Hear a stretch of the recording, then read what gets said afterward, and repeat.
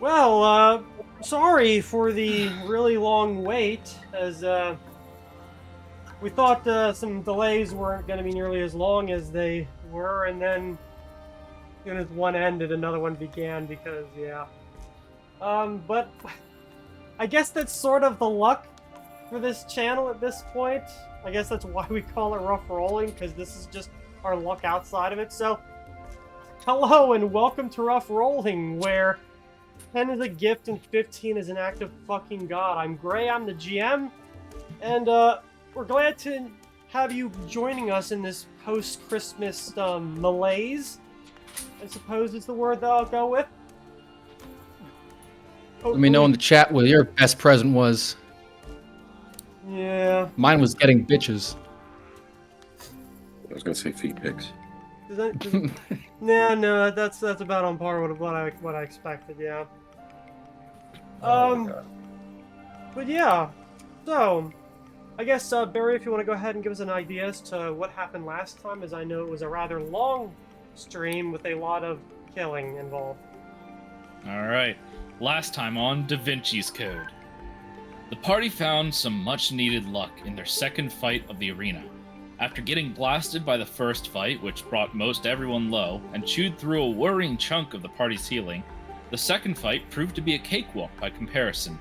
Today, they fought an armored troll with a bad case of the teleports, which, according to the doctors in the arena's audience, could only be cured by a strict diet of sword and claw. The party, which seems to be pretty dang good at boss fights and not much else, easily dispatched the singular troll with minimal injury sustained. Though there weren't much in the way of style, it was a clean and decisive fight that left no doubt in anyone's minds as to the competence of the team. After a few warm-up stretches and mild I'm having a stroke. After a few warm-up stretches and a mild discussion, the party found themselves facing the final fight of the arena, one with epic stakes and dire implications. With at least 15,000 gold on the line, the party fought to secure their victory against a frost giant with armor and player levels, alongside the other teams that they were competing against.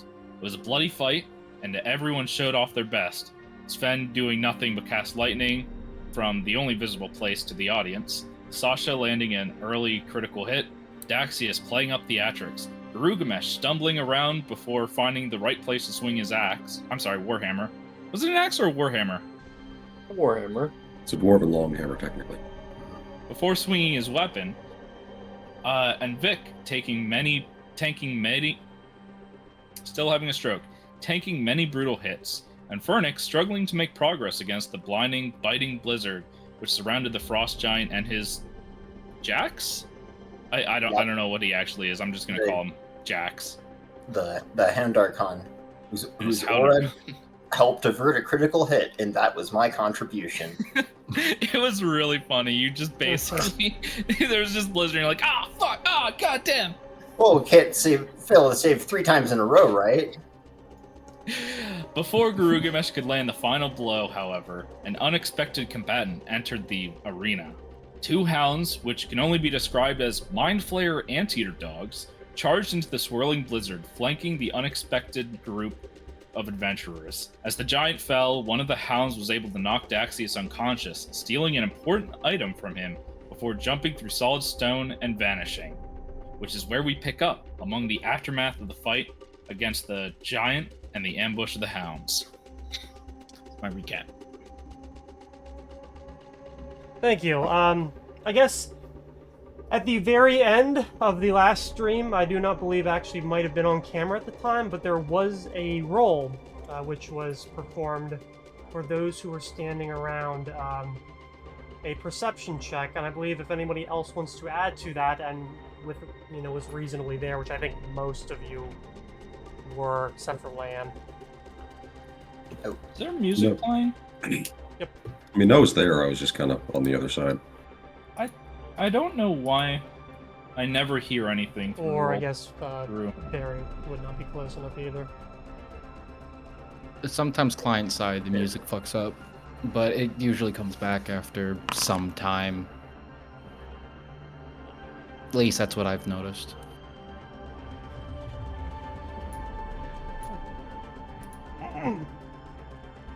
So, with the two conscious combatants among the party standing there, through the strewn remnants of Daxius's pack, both of you are able to maybe not necessarily spot, but deduce what it was that the creature had stolen. It was one of two Mills bombs given to you by Oliver before he left. The creature, taking it into its tripartite mouth, turned and jumped into the corner where the stone pillar meets the sandy ground, vanishing.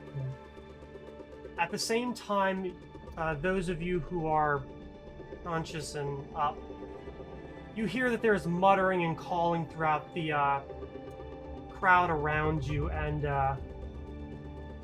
you watch as the mayor, Rickard Adelmar, stands up and begins talking, although what he says cannot be heard, even magically amplified over the questions of the audience. However, the person who was with him enters, goes down the steps to the edge of the arena and steps over, floating down to the ground and dispelling the magic barrier which held that up.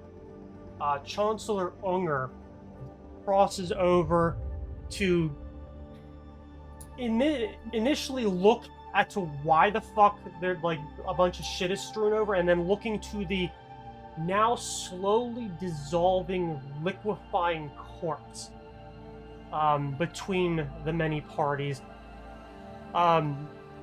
many of whom are gathering around to look at it.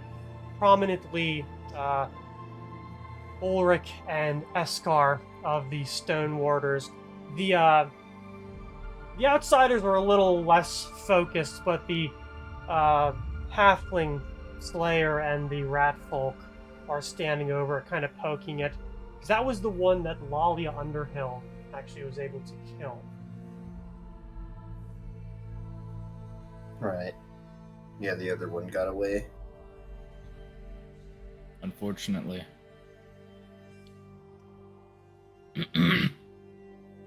So... I think Sven's just kind of like uncertainly trying to hype up the crowd a little bit. Like he noticed, he knows that something's weird and wrong, but like he's trying to keep up the charade. I mean, makes sense. Underhill goes to speak with him, and I believe Garugamesh, you and God, I'm having a fucking stroke today too.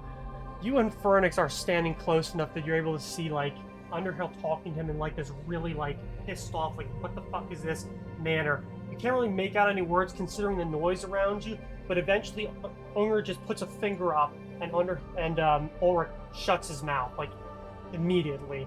He then, the smaller human, reaches up to the half-orc and kind of pulls him down to his level, turns and says something very loud. Well, very prominently. You still can't make that out. And then lets him go. Ulrich steps back and then speaks with the half-elven woman and the Draken monk, kind of whispering to one another.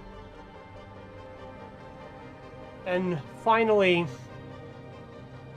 the Chancellor turns around and throws his arms up, casting something, and the crowd magically quiets down, and he announces, "We have ourselves a winner!" And it is a very fine pleasure that I'm able to announce that, because of the rare circumstances of this year, we will have 3 winners. What does that mean for our bets? The crowd has a bit of a confused tone after a while, and Unger leans into it, announcing, "This is the greatest fight that we have had here at the Red Temple in years, and we have had no combatants nearly as qualified as these." And he turns to look at you guys, and there is a look in his eyes that says, "Shut the fuck up."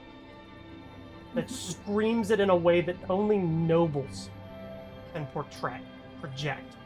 He looks Thankfully, over to the audience behind us can't see it. Yeah. Well, the audience behind you, No, I'm fucking with you. you just say words, you know? Here's He a looks wrench. over to the stone warders and gives them the same thing, and then looks to the outsiders, but his gaze on them doesn't last nearly as long.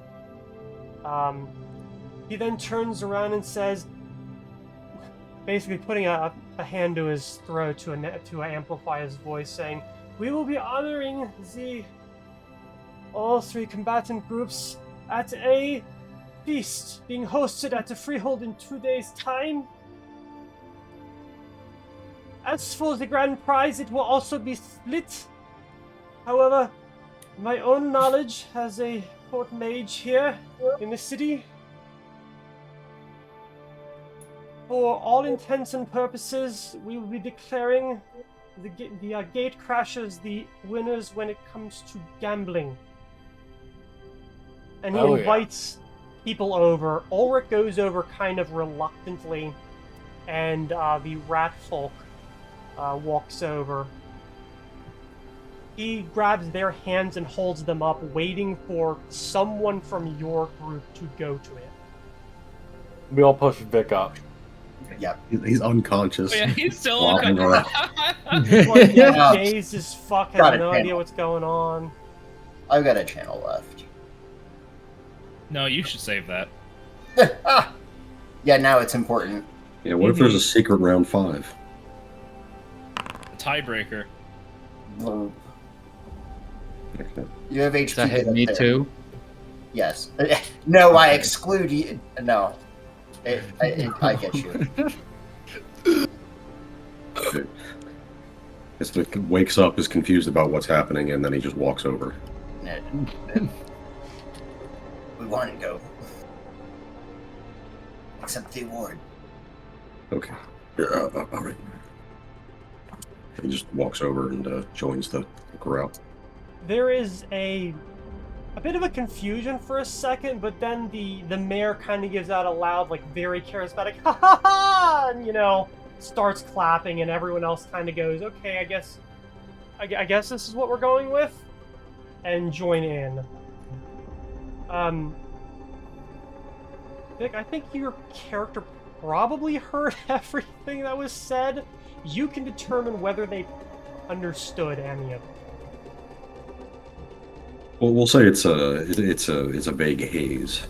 Kind of got some words there, but probably was able to figure out that they won at the very least.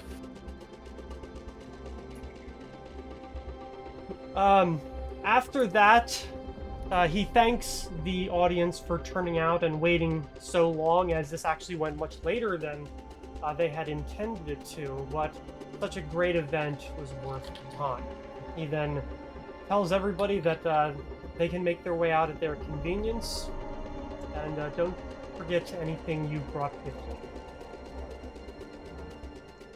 He, once the audience kind of gets moving, you see the mayor come down to like the lower bastion, like behind the crenellations at the top of the inner wall, and kind of like looks down to Unger like, what the fuck is going on? And Unger just kind of goes, and he's like, and turns around and immediately like smiles and shaking hands and talking with people, and just, yeah. The Chancellor puts on no mask. When he smiles as he announces it, it's very much a very, very plastic, very, very fake. After that, though, it goes, he lets go of Stoneheart and the rat folk. The rat folk kind of like, Vic, you hear him go, so we're splitting it? And Unger looks to him and just says, we will figure it out, go away now. And Ulrich waits around a little longer and says, you know the Valier Society is going to have... I don't fucking care what the Valier Society has to say right now. This is not politics. You will smile and look pretty and be champions, all of you.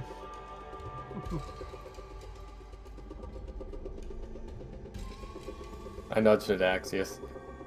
I think we need compensation for what was taken. Daxius is currently that. laying in the dirt doing like the Yamcha death pose. And he just hasn't really sat up. He gets nudges. Ow. Yeah, I think I need a little more than compensation. I need a fucking drink.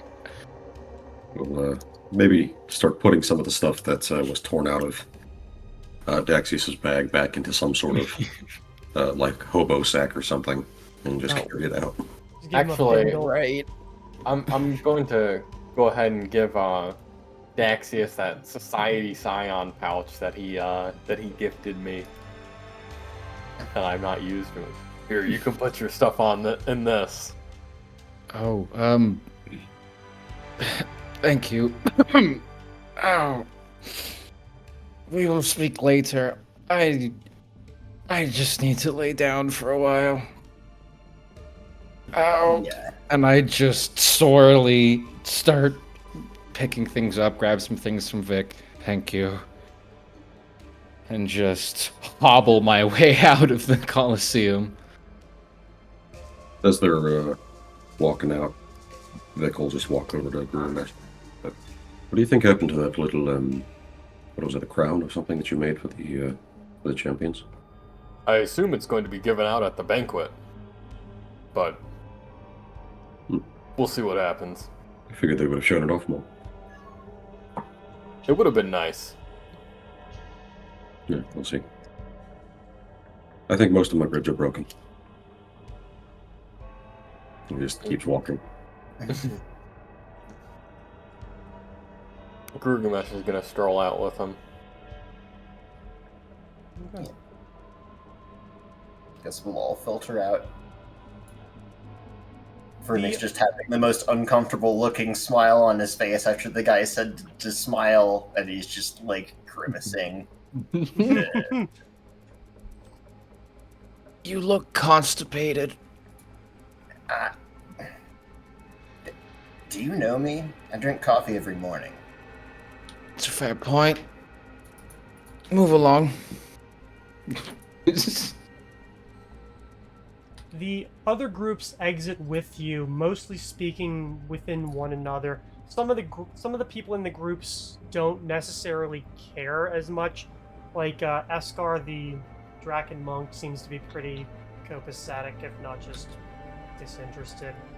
And the Knoll on the other side has no idea really what's going on and seems to be just happy to be there. We'd love that energy. Yeah. It's Princess's energy, but less dumb. Well, it's not a very high bar to begin with. That bar is indeed subterranean.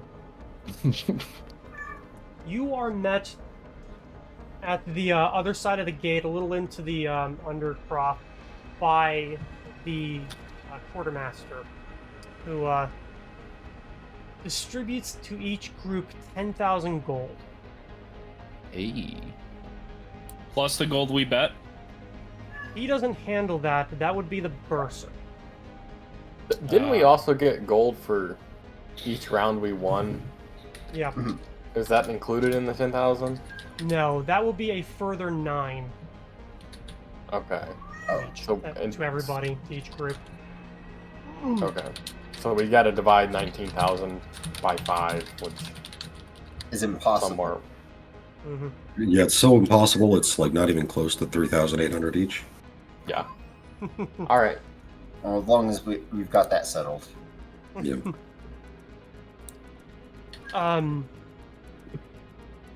The outsiders definitely seem to be in a lot better spirits, as it's very obvious that they didn't expect to win fucking in. The Stone Warders don't seem to care one way or another. It's kind of difficult to place why they look pissed off. But, well, Stoneheart is a paladin, so, yeah. Who is going to the Bursar to collect? I will. I am. Vic has the bag of holding, so he might need to be there just to hold some of it. Okay. You have to wade through a couple of people in order to get upstairs, and you actually pick up just after the Ratfolk picks up his bet. He is handed just under 40,000 gold because he bet most of his money on you guys. Wow. Better. Smart man. You're able to pick up your money. That's 17,000 times 3. Times 3? Let me look Who's- at my notes. We all had different individual bets, I think. Yep. I was just in I only- general. Yeah. I only put in 100 Times 4. Yeah, times 4. Times 4? So the original bet times 4, I thought it was times 3. So Or just 4 times, I guess, yeah. 4 times the original bet, including the original bet. That is 68,000 gold.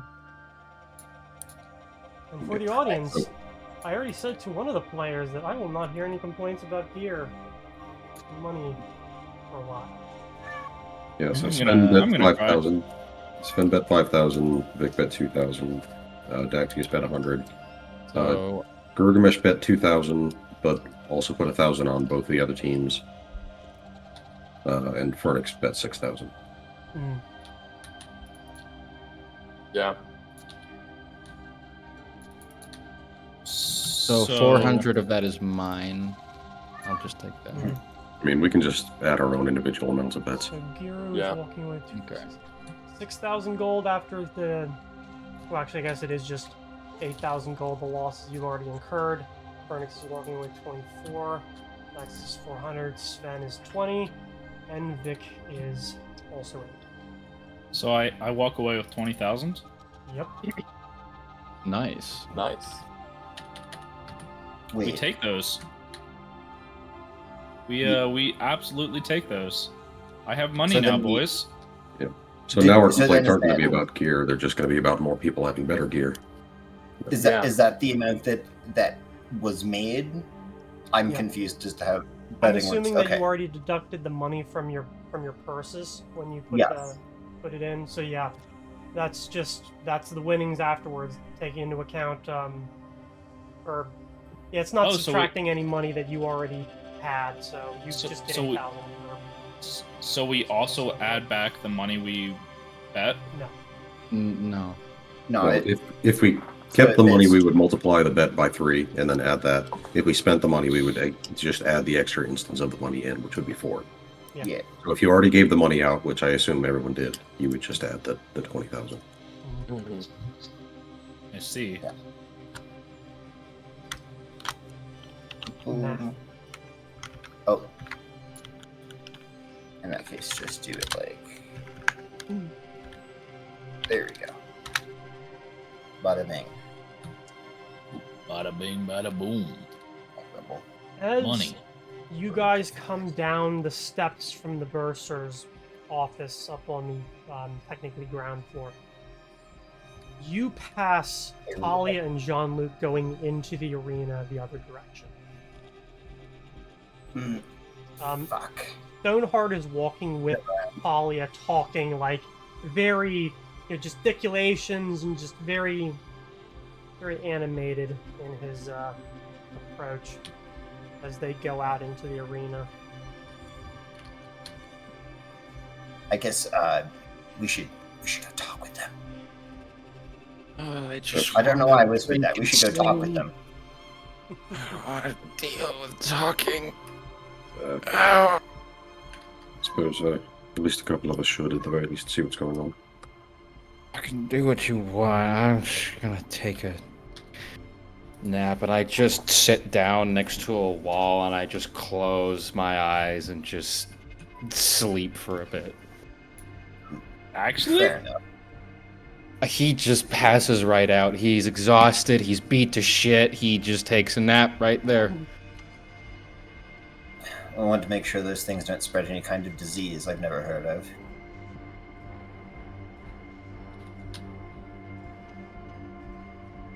God, Right. don't make me think about that.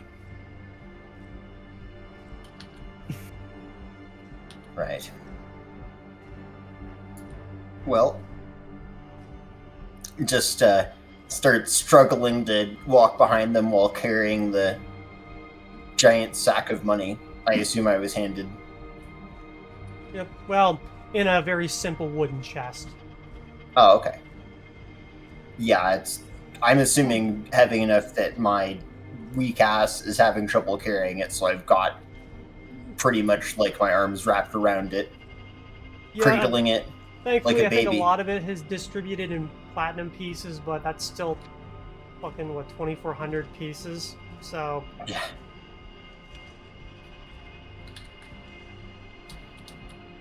who else is going? Daxius is remaining behind. Sven's going. Vernix, Sven, Yeah, Vic will go. and Vic. Okay. You follow them out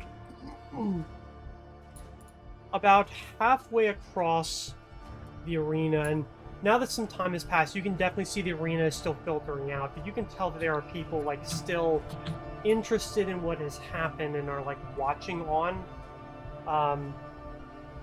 Talia kind of pulls John Luke closer to her and says something, and he nods, parts, immediately begins gesticulating, and then everything vanishes. Like, it looks like the arena just goes empty.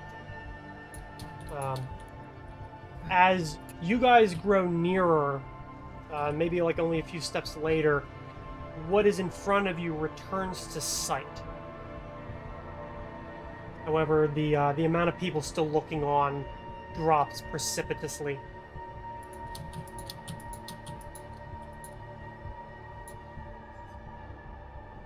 They gather around where the creature that was killed is still sort of gooifying into the dirt. And Ulrich points at it, and then Jean-Luc kneels down and begins trying to collect something, like using a metal instrument to pick something up and then watching it kind of fall out of it before then pulling up a file and pouring something in.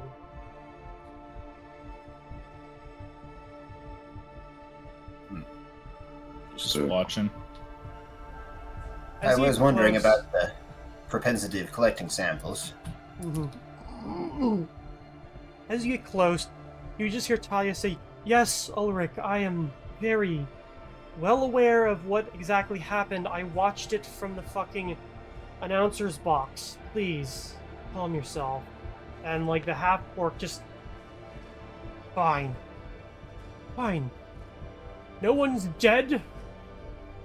But that is fucking evil if I've ever sensed it. Vic, you hear the Fenrir's Bite chime in saying, "Yes, that is right." Yeah, well, I'm not that surprised. And something we should probably be familiar with. Guess we'll just approach Talia. Yes, yeah. Sorry, like, John Luke is, like, standing up, kind of, like, looking at it, at, like, the file he's plunging it on, and says, "The half-orc is right. It will take me some time to figure out what this is. I have my guesses, but nothing concrete." Well, whatever it was able to pop through the force field like it wasn't even there. Do we know what it took? Look What to do you everyone. mean, what it took? The hound. I mean, I think Gilgamesh and Fernix both saw. I was too far away, but I saw it ruffling through some things. It was what was it called? The Mills I'm bomb, blanking. hand grenade. Yes, the device that we found It from took another the- world. It took the explosive? One of them. That is bad news. Yeah. I do question why, but also the question of why it happened at the time that it did. This is a very concerning question. So, I think that it implies that it was intentional. It was the perfect time for us to be distracted, and for us to be too occupied to properly see it coming. Well, that is the thing. I suppose it's someone who can't be monitoring us very closely, because if they were, they probably would have just waited for us to split up. In fact, there were multiple times in the week preceding that could have been a viable means of attack, but I'm putting too much thought into this. I mean, I wouldn't be surprised if it was something that was set off intentionally, but I don't think the timing is necessarily part of the reason. so you're telling Something. me that you weren't the targets. It was an object, seemingly. And what exactly object like that the paladin steps forward did you fucking have that things like that would want? What exactly is it? It was an explosive. No, I mean the beast. The best that I can say, John Luke kind of says as he's like tucking it away. There's something extra dimensional. You know, of creatures that comes from the planes of air, fire, yada yada. But like one of my parents. I do know of them, and your guess is as good as mine. That is what I'm operating under at this point. As to how they circumvented the magic barrier, perhaps it's because that they originated within it and exited within it. Is it possible that such a creature could be after... If it's extra-dimensional and it took the grenade, is that grenade not from another dimension? Going to say perhaps not mention everything to the stranger. Well, Why do I like this less and less the more time goes on? Well, that's probably the natural and best response. So, I think I'll leave it to Talia to decide how much is worth divulging at this point, but it's not entirely out of what we could have expected. He looks to Talia as if like expecting her to like, square up or figure out what the hell's going on, and she just kind of does one of these and says, "Just leave it for now, Ulrich. We've got it handled. People above me are already aware of some of the situation. If you are needed for anything, I will let you or one of your friends know. For now, enjoy the feast when it comes. Alright?" Ulrich looks to her rather dissatisfied with this, but kind of reaches up, like pulls at one of his tusks and says, "Fine. As long as someone higher up than us is making some sort of decision, I'll leave it to it. If this endangers anybody else, I'm taking it to the church." He looks to the three of you and says, "Good day to you, and good performance." Bow back at him. Give him a nod. He then leaves more or less in a huff. In his huff as a 200-pound man wearing 200 pounds of fucking armor and gear can.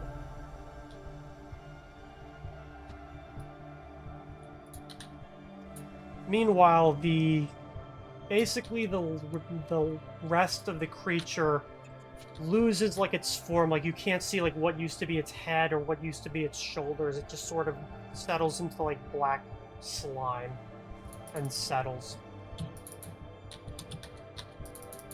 Pharonix, I think it might be prudent to try and collect some samples. Oh, You already got it. I just incline my head over to. Oh, you already got it? I thought it was someone else who got it. It was someone from the Valier Society. So Yeah, look. I think perhaps we should keep some for our own sakes. I suppose for posterity, when they ask what the thing was that attacked us in the arena, I can point at the vial and say, "Look, the goop." I just scrape some up with the corner of my cloak as an attempted shield. Well, it doesn't eat through anything, so that's probably a positive thing. Hmm. Maybe It he's stuck definitely on the bubbles, cloak. though.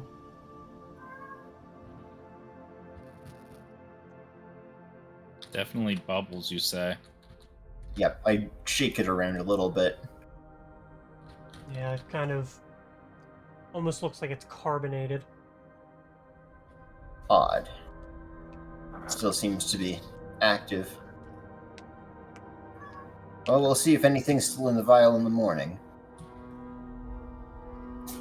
Yes, that is indeed what we shall see. And as for now, he kind of looks to the last remnants of the crowd as they exit and says, I suppose that is about as much as we are going to accomplish today. It would be very Yes. nice if we could go perhaps a few days without something happening. I'm tired. I understand. And I am too. Yes. I put in the request for the field journals, field logs from Desmond Roth. I know that he had many lodged with the Society. We shall see what the Solarium says when I get a reply. And might have some answers to the questions that you asked about. He kind of gestures to like a couple of you and says, a couple of subjects here and there. When you have time, it is not pressing. In fact, I'm probably going to go eat, get drunk, and then go to bed. That sounds like a good plan for tonight. I know if Gilgamesh were here, he would say the exact same thing. I teleport behind you. Ah! Sometimes I can still hear his voice. Gilgamesh got bored of waiting for y'all to talk. So he just, he walked up. Well, Yes, we should get on that. I will talk to you then. And he turns and makes his way off, leaving Talia standing there, just looking at the bubbling mass, and then like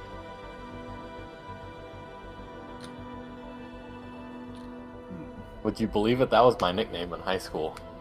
Bubbling mass.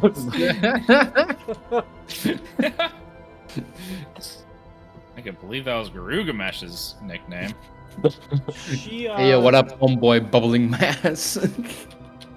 Y'all down to hang with bubbling mass. Looks around to make sure that only your group and herself, like Valier people, are standing there, and says, "I have news. There is somebody good coming news? in from Port Azar. One important. Oh. I was not given more information than that, as that is... I'm not entirely certain. I want to say it's operational security or something like that, but they wanted to be rather careful with what information is being distributed. Apparently there's some concerns at other chapter houses around the continent. Someone selling information? Something very important within the society. So you know they're important. The fact they didn't tell us who it was indicates as much. Just that we should expect somebody. I sent my missive up to the Freehold I believe that feast, which apparently you will all now be attending, was originally intended primarily for them, some of the local dignitaries and other visiting nobles. Whatever this is, as the Chancellor rather jumpy, a man I never really liked, but I do respect him as being very good at what he does. As for your trainer, master, whatever you want to call him, I haven't heard anything. I assume that if this person were one and the same, that they would tell me as such, but nothing was indicated. Well, you'd think after we just took on the Colosseum, our trainer would be breaking down the door to come train us. She, regards you, a little bit. Her face is kind of unreadable, and then she, looks away and says, well, if you need anything, I'm retiring to the chapter house to take care of my own business. I'm certain you can take care of yourselves. Yes? In this town, certainly. Mm-hmm. I Well think that managed. we have many things that we need to be attending to as well. Including a party, I hear. A couple Yes. days. It'll be, not tomorrow, but the day after. I think it'll be starting about 6 o'clock in the evening, and we'll be going till more or less until everyone clears out. You'll have a grand view of the fireworks display from up there, as I believe they launched them off of one of the walls, while separating the freehold from the rest of Innsbruck. It's been a long time since I've seen fireworks. Sounds like. Oh yeah? And Gilgamesh pops out a bicep. It's a, Gilgamesh, I understand the confusion, but those are guns, not fireworks. They still go pow pow. This will be the first year that we've had something like that up here as well. It's definitely not cheap. Still go pow pow. Do our best to appreciate them. Just don't piss off somebody up there. I will not run defense for you when it comes to other nobles if you do something stupid on your own accord. I look to Gilgamesh and I say, I'm sure that we won't. I get along great with nobles. I'm sure I can smooth over Well- any wrinkles that may happen. So please come and defer to me first before, And trying to clean up. And what of that time that you stole from one? I didn't. I hear don't that, know. and I will don't see know you what you're talking tomorrow. about. Yes. Why Sounds would you good, bring Tyler. that up in front of Talia. Talia? Walks off, exhausted, I'm sorry. leaving you alone in the arena. No, Stops. Sven, I heard you recently came into a large sum of money. This is correct, yes. Hmm. You know, I think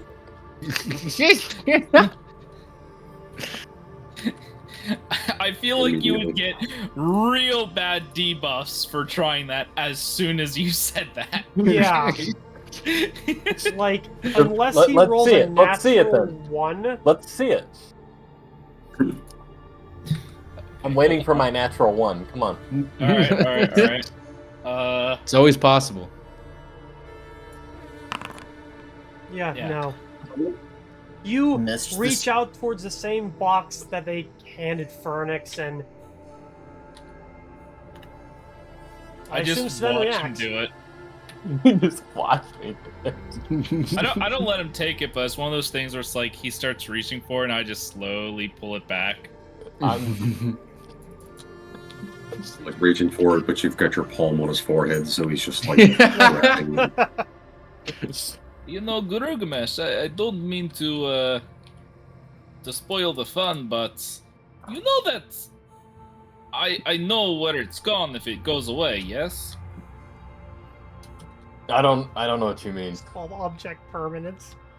You know that you are the only one here who steals things, and if my things go away, then you Not are true. the. Well, you know.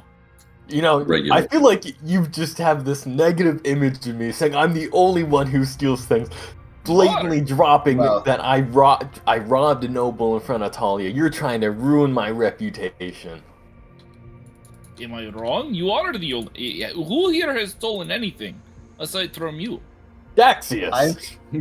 I've stolen things before, but not very recently. Sven pauses, and it looks like he's trying to remember something. He says, "Which one?" Listen here, you little shit. Oh, you think that yeah. you can get away with this? I will end you. I know where you sleep. I know where your tiger sleeps, and I know where your girlfriend sleeps. I will destroy you. Speaking of sleep, I think I'd better go rouse Daxius to make sure he doesn't have more concussions than expected. Do not cross me, you half-rate storyteller. Maybe try being useful in No, combat. no, Maybe try being useful in combat. You know what? Give me I think that I did fucking more hammer. damage. Give me the fucking hammer. Yeah. Sven still never used the hammer that he was willing to kill Gilgamesh for. That's not true. Mm-hmm. Gilgamesh pulls out a Glock and shoots Sven square in the head. I love theater of the mind. We hard cut to Gilgamesh in a straitjacket in the mental facility, imagining. But, so I was, the 12 Monkeys role-playing game going. Gilgamesh Oh, pulls the pin on the Mills bomb and bear hugs Sven. Oh, God. Oh yeah, by the way, your backpack is rather chewed up as well. Oh, mine is? Oh. Yeah. They did go for it. Yeah. So, is it safe to assume that the giant is not just lying on the ground unconscious? He's No, he has been obviously roused and sent off. You just were busy when that all happened.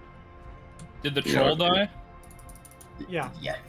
you guys killed it while it was under the effects of the acid, so yes. I hope that doesn't show up on our bill. I do If we feel kind don't- of bad about that. It's a Yes. nice troll. Sven was the one who advocated that we needed to kill the troll. That's not true. Yes, I you, said the opposite. Yeah. no, Yeah, you but you wanted to disable it with acid, and that was the No, I only way we didn't. could have killed it. I What? did not. I was the one who did that. no, I it was know. Sven's idea to use the rune to get the acid damage on him. He was fighting tooth and I nail for hate it. you guys. I hate you. What else is this relationship built on? Because it sure as hell is in love.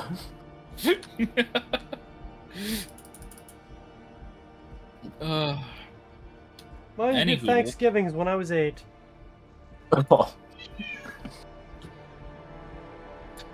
Lots of frost giants, I imagine. I don't think I've ever Just had a one. Thanksgiving where like there's an argument. I have. Yeah.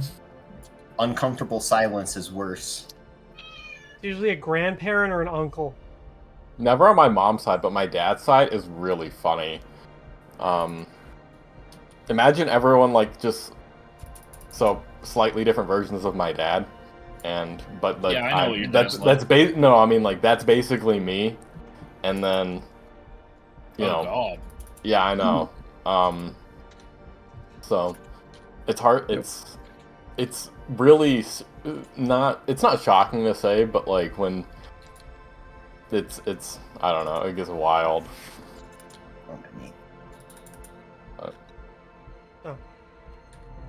Now what? You are alone in the arena. Basically, everyone has vanished from the stadium seats. I go and kind of prop up Daxius's head a little bit and shake his shoulder, hey,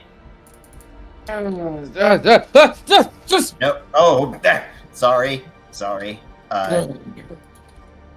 not We probably should go. Yeah. Yeah, we should. Okay, kind of give me a hand. Not at all. Oh. Just plunk down the giant chest. Use your real hand or your spectral hand? That was my tail, actually. Oh, is that okay? Okay, that was. Quite a grip. Oh, that was quite a. Wow. I just know it's grippy. Perhaps to keep your hand free, I'll take it. Fair enough. So what now? What? Well, now I suppose we have a party. No? I guess it looks about 7 o'clock, right? Well, after, yeah. Perfect drinking time. I turn and I start walking to the bar immediately. No, I hate to say this, Daxius, but with head injuries and significant amounts of blood loss, drinking will most Alcohol likely... is the best cause it. cure. Yes? No. No? Sven, I took an axe to the chest. I think I'm more qualified to say this than you. People who are That's dying not should what you not be need to drinking. drink. I didn't How about you? die. Technically, I'm still alive. We should probably go see the healers first. Surgeons use stiff drinks in almost every one of their surgeries. That Yeah. must mean that it's And they also don't wash their hands. for healing. Yes? They don't wash their hands either. It's not necessarily that Why it's a would good you idea. need to It's wash just your a... hands? Remind me to Mother. never take anything from you, health-wise again. Do you think that germ theory has been invented yet? No! Sorry, germs? What the fuck are we talking about now? Are those- It alters the humus. Right. I'm not following at all. Just go easy on the drinks. It's I mean, Yeah. deep cuts, all of Good it. idea. typically, sickness comes from bad smells, not necessarily germs. Oh, then why the fuck have I been healthy for most of the time I've been out of the nest? Luck does play a factor. Well, you should have seen me on the road a year ago. Smelled like... What's the fucking... I can't even think of it. I smelled like shit. Alright, my head hurts. Nasty case of syphilis. Something like that. Well, we're all learning about each other today. Let's head back to the society, and if you all insist on drinking, we can dispatch those who need to go. Alright, where's my guys? They should get a drink too. Oh, yeah, they took their money and left. We They were, expected. like, the ones who won were given, like, 150 gold each, which is probably a lot of money for them. Fair enough. Yeah. Kazoo! I'll just...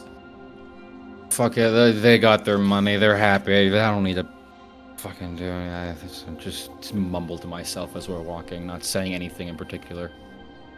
Also, who failed to save against the memory loss spell? That was me.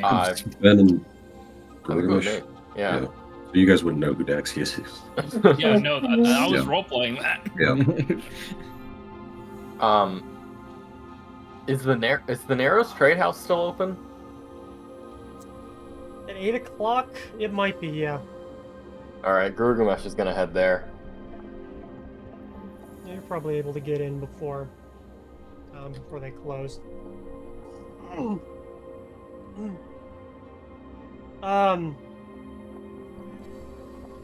Right. What is everybody else doing? Daxius, you're going home? No, I'm not going home. The followers can take care of themselves for a night. I'm going to get a drink where everyone else goes.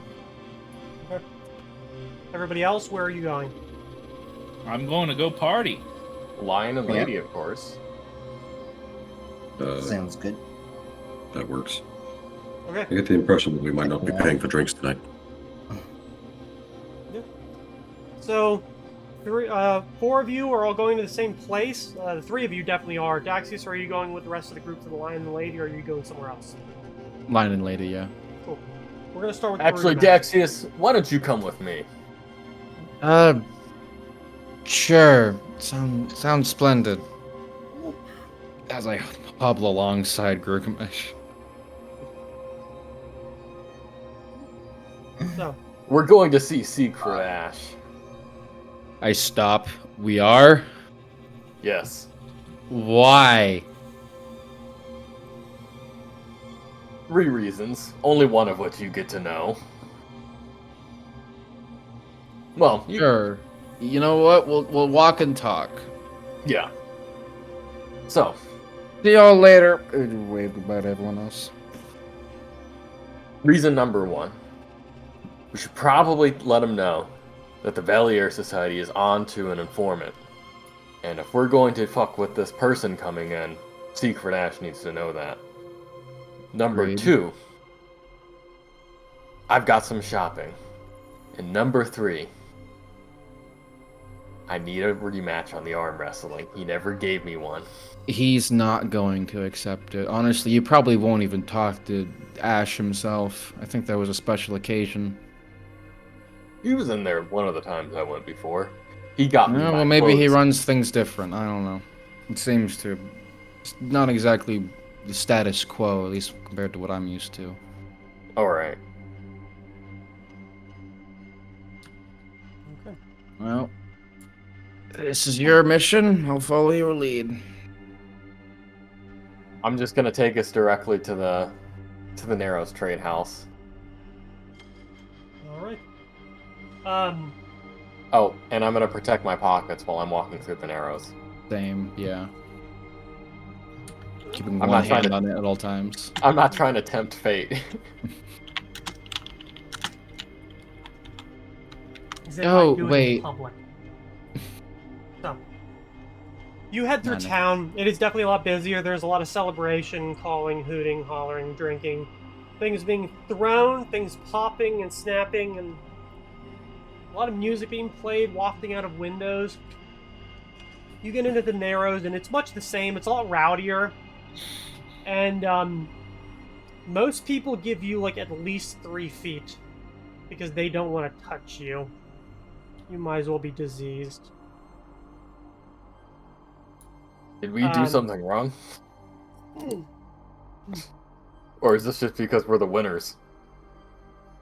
I'm I asking think whatever you Daxius. want. I've got my whole like oath of anonymity thing on. It might be that. It might be the fact that we're Valier. It might be the fact that word's out on the street that we're not to be trusted, and that we've crossed Siegfried Ash before. Do you have any local knowledge that you could use to gain about our rep? Sure, I'm sure I could get some. I mean, it would take an hour to walk around and figure that out, but I could. Maybe we could do that later. All right. You get into the trade house maybe about 10 minutes before they're going to close. The stone golem looks at you, same as always. Not really. Yeah, not really. There's no one else in here, except for the 2 guys that you have interacted with before, the bald one and the one with glasses. The one with the glasses, who like seems to be peering through like a ledger or something, looks up to you, does one of these, like, looks over his glasses. Ah, how can I help you? Is Mr. Ash in resident, or is he in store right now? I'm sure I can inquire, but I wouldn't expect it. What do you need? I have a message for him. I can write it down if he's not available. I think that'd probably be on the safe side. I'll have my associate here run it up. Gurgamesh is gonna write him a letter calling him he's gonna call him a pussy and challenge him to an arm wrestling match. And then he's gonna like PS and then tell him the information that the Valier Society. Well, I don't know that I want to write that down. Well, Gurgamash doesn't care. He's gonna write down that the Valier Society knows that there's a rat, and he's gonna sign Gurgamash to it because he's got to make sure that he thinks that Secret Ash gets a lot of arm wrestling rematches. Rematch bids. I do want to reiterate that they're basically told them somebody was coming in. They just didn't specify. Talia doesn't say that's necessarily out of the ordinary, just that it's out of the ordinary that whoever this is important enough that they wouldn't bother stating who it is. Well, all right then. If that's what you think Gurgamesh would take that as? Yeah, sure. Probably. I mean, I wasn't there for the conversation, so this is just new information for me. Yeah. Gurgamesh. Yeah. You sure you don't want to put your name on it too? That's no, right. Absolutely not. You think you want to put the arm wrestling in the PS spot and maybe not call him a pussy? No, Yeah. because the glasses guy kind of looks up like, this is gonna be tasty. No, because this is the introduction right here, and this is the hook. Pretty piss poor introduction. Well, it's the hook because if you get called a pussy in a letter, you're gonna read the rest of it. I don't think he would read it otherwise. I mean, I can barely read.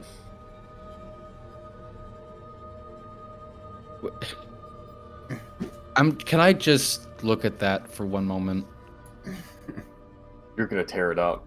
I'm not going to tear it up. Cross my heart and hope to die. You're gonna tear it up. I lean over I'm going the counter to peer review it. I start flagging the guy with the glasses. He offers his Fine, hand dude. out and lets you put it in it. Wash my hands of this. This is all you. All right.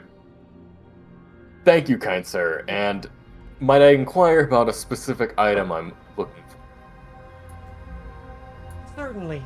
We'd like to get any business done before we do a little bit of gambling. So, what are you looking for?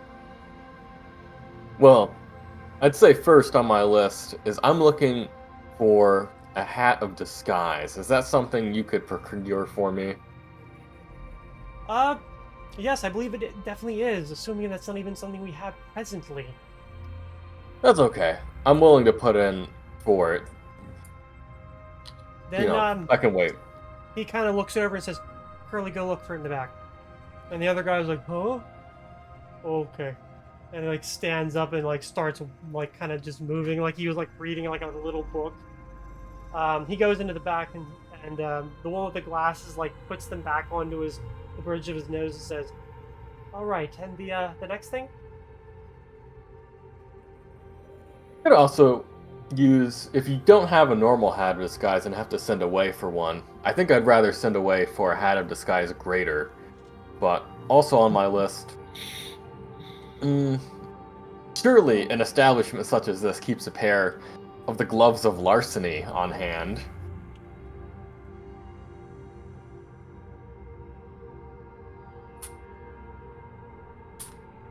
The man with the glasses kind of leans forward and says, you're very lucky that you're the only people standing in here because we would probably resemble that accusation. So, Resemble that turns accusation? around and, still holding the note, goes over to a cabinet in, the back corner and, moves stuff around, opening up a door and, looking through it. And he says, okay. Pulls out a box, maybe about yay big, yay thick. Comes over and places it down on the counter and says, somebody ordered this, and either they did not come pick it up or they were no longer around to come pick it up. For I you, could maybe... It will be the low price of 2,500 gold. Well, you see, the thing is... I think I might be willing to throw out maybe 1,500 for it. It's Yeah, we do not negotiate. This is the price you take it, or we end up shipping it down to Darien. wow, no negotiations. You, Is this the hat of understand who it disguise is or the you're talking gloves? to? The gloves. This is the gloves. The The gloves. gloves. Okay. Sorry, what was that, Gray? You, do know the establishment that you're standing in, don't you? I'd hope he does. I negotiated for my suit. Maybe Well- bring out Siegfried Ash. He would negotiate with me. I put a hand on his shoulder, Gurgamesh's shoulder, and just shake it a little bit. Trust me, these are not the people who negotiate. And if they do negotiate with They me, don't that's a bad negotiate with sign. terrorists? Gurgamesh is very miffed. He feels personally insulted at Daxius trying to stop him from negotiating. I take a step back. All right, it's all you. All right. Yeah, no. 2,500 is very fair. It could always be more. Gurgamesh is going to hand over the gold and be happy to leave with a pair of the gloves of larceny. But while I'm here, I also have to ask if you either have the amulet of the mighty fist or a belt of physical might. Which level for both of them? I guess level 1. And then the dexterity is +2. Those are even numbers only.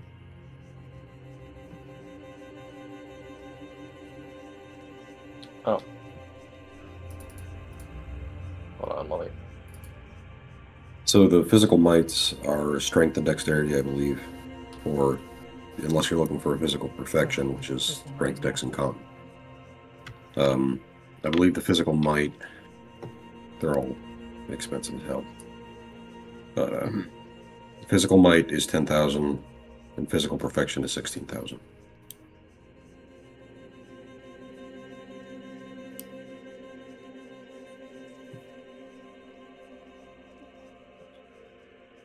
Okay. Those are all +2s. Okay. So 2 based on the day. Okay.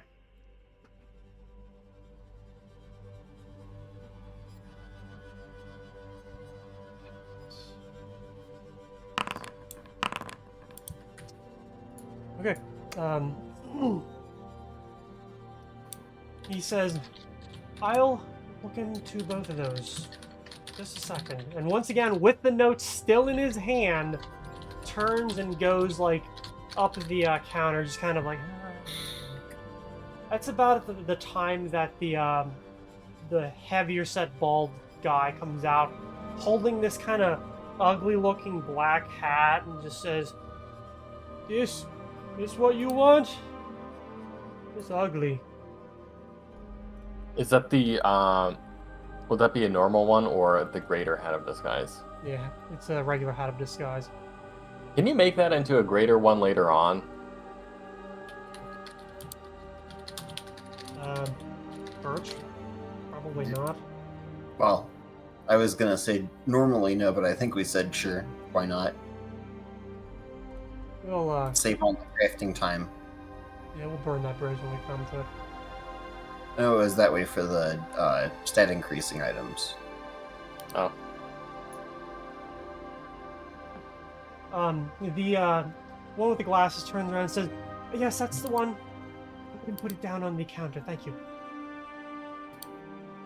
He then finds what he's looking for and comes over with a black box, like that kind of felt-looking suede. Puts it down and says, "All right." Shockingly, had the hat of disguise. I don't remember if this is something that came into us recently or if it was an order that wasn't picked up. The amulet, I believe, was ordered by a mercenary who I believe no longer is among the living. So, hat of disguise is 1,800, and the amulet of mighty fist is 4,000. You have this much money? Actually, don't answer that here. Not on No. me. But we just won big at the Coliseum. Let's go. There's no way they don't know, to be fair. I will definitely get both of those, but Gurugamesh would like to ask the man in the glasses if there's anything that he might be interested in selling me. Boy, that's something you probably should have done before, so I could roll against the table. Yeah, sorry. I guess that would have been. We don't have to do that. Yeah, it's been like holidays. We can maybe go Yeah. over stuff like that last time because it's our next time because you know you can. Yeah. You're not going No. anywhere. We can always just say that like this happens, We'll figure it but out then, yeah. Yeah. it's like we cropped the edit and we're just fixing it in post. Yeah, we'll fix it because that's how this works, right? Yeah. Right. Totally. Uh, Because that's always a good idea. Our editor Yeah. will get it. I will. I'll get the Amulet of the Mighty Fist for 4,000 and the Hat of Disguise for 18. Okay, so that's 5,800 in total. You can drag the items out of the inventory, or I will. compendium, items compendium.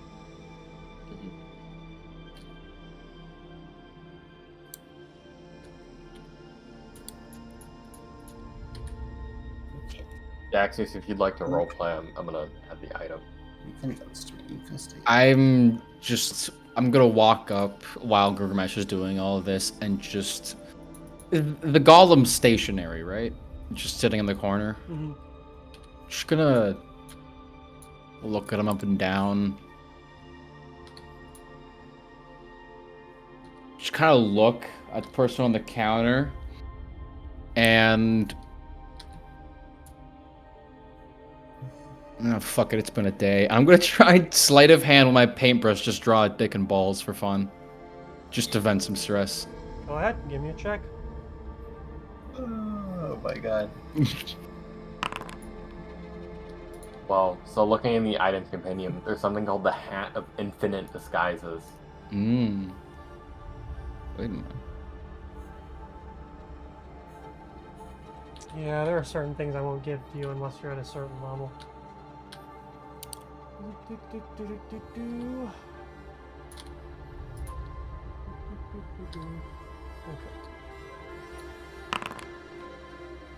It either doesn't notice or does not care. I'm just watching over my shoulder to be sure, put it away, and I'm just gonna gauge the golem's reaction, if any. Not really. There isn't much Really? in the way of like facial like features to it.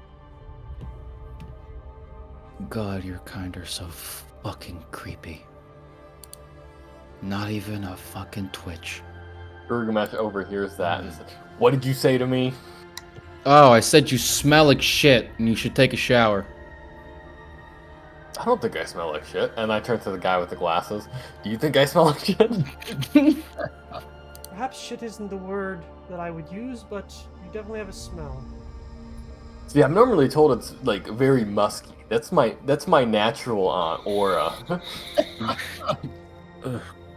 It is shocking. I spend so many hours a day in here, and it is so unusual that I come across somebody as charmless as yourself. So, Daxius has to stifle back laughter. Thank you, sir.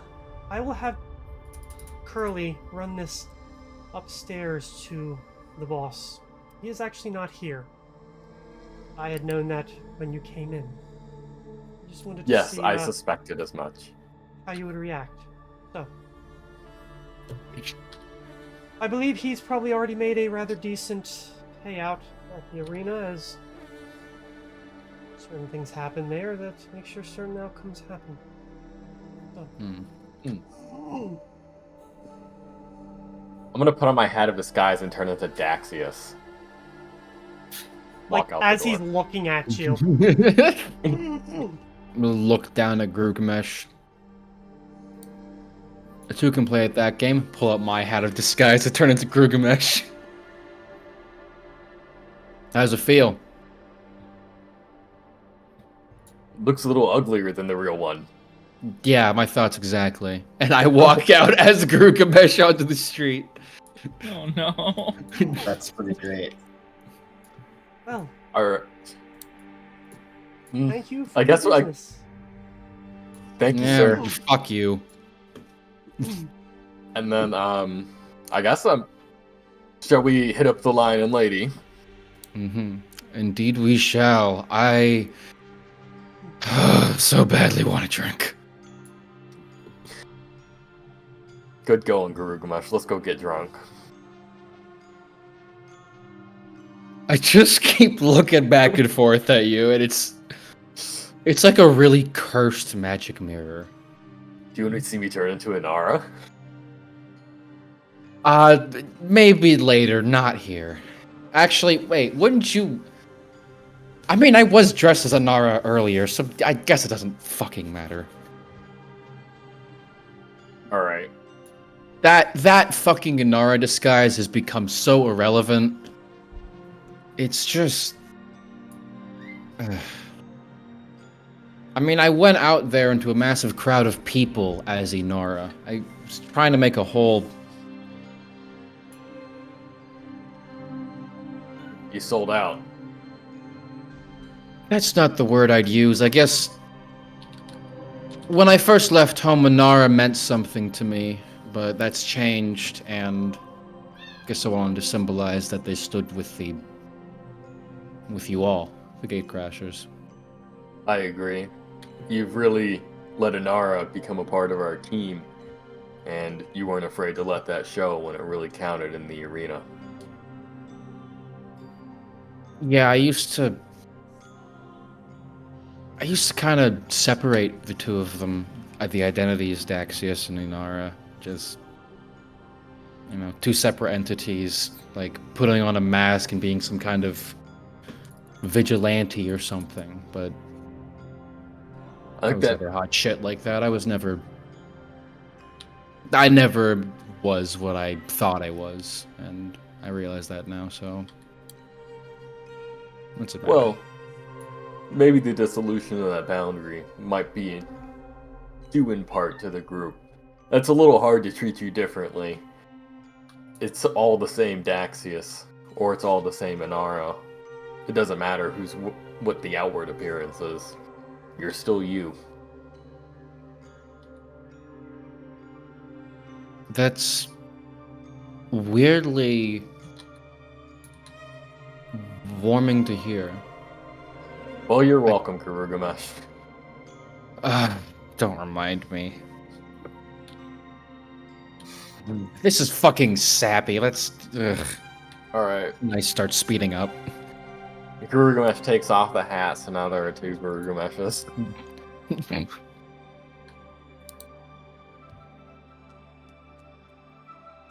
All right.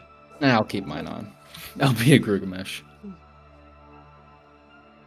What happens if you walk up behind someone and put the hat of disguise on them? Do they turn into what you turned into last?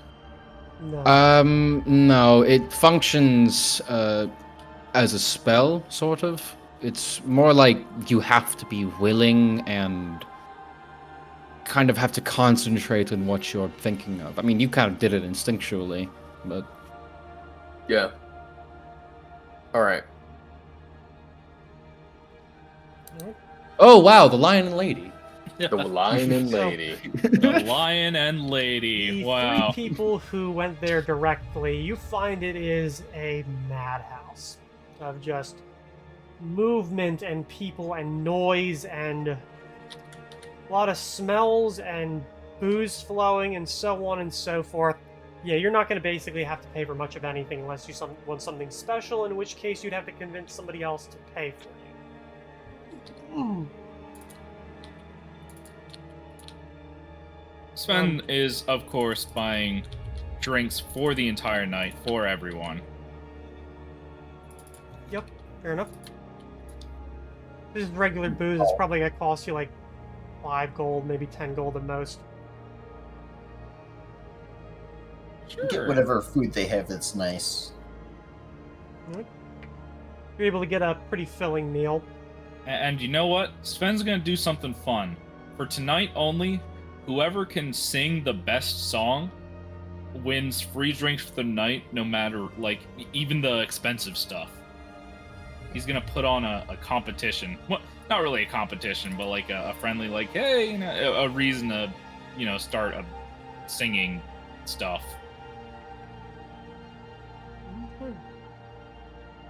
We're gonna have fun with it. You won't have fun if you hear me sing.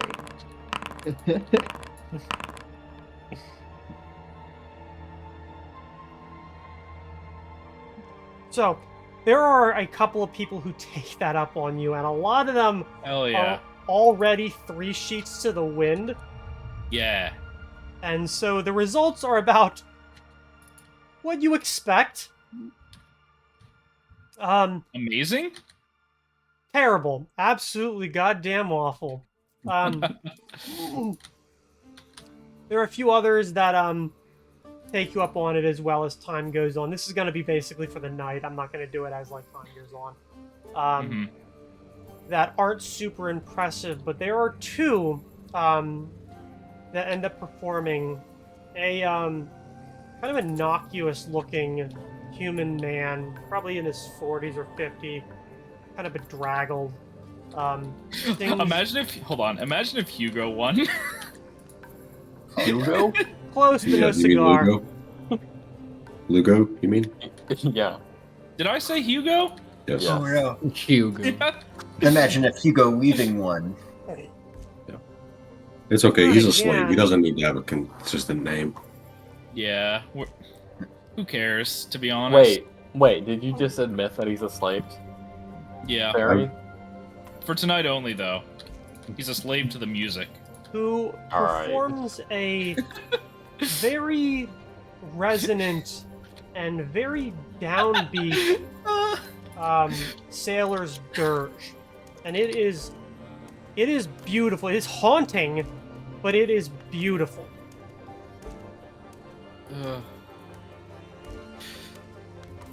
I loved how defeated Gilgamesh sounded, or John sounded.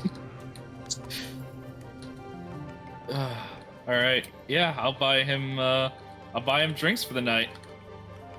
Yep, you end up buying decent quality whiskey, brandy, and wine, which I believe altogether runs you about another 15 gold.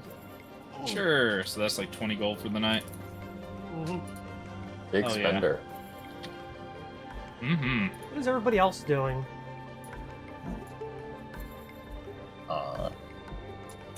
That's a good question. Waiting for us to arrive.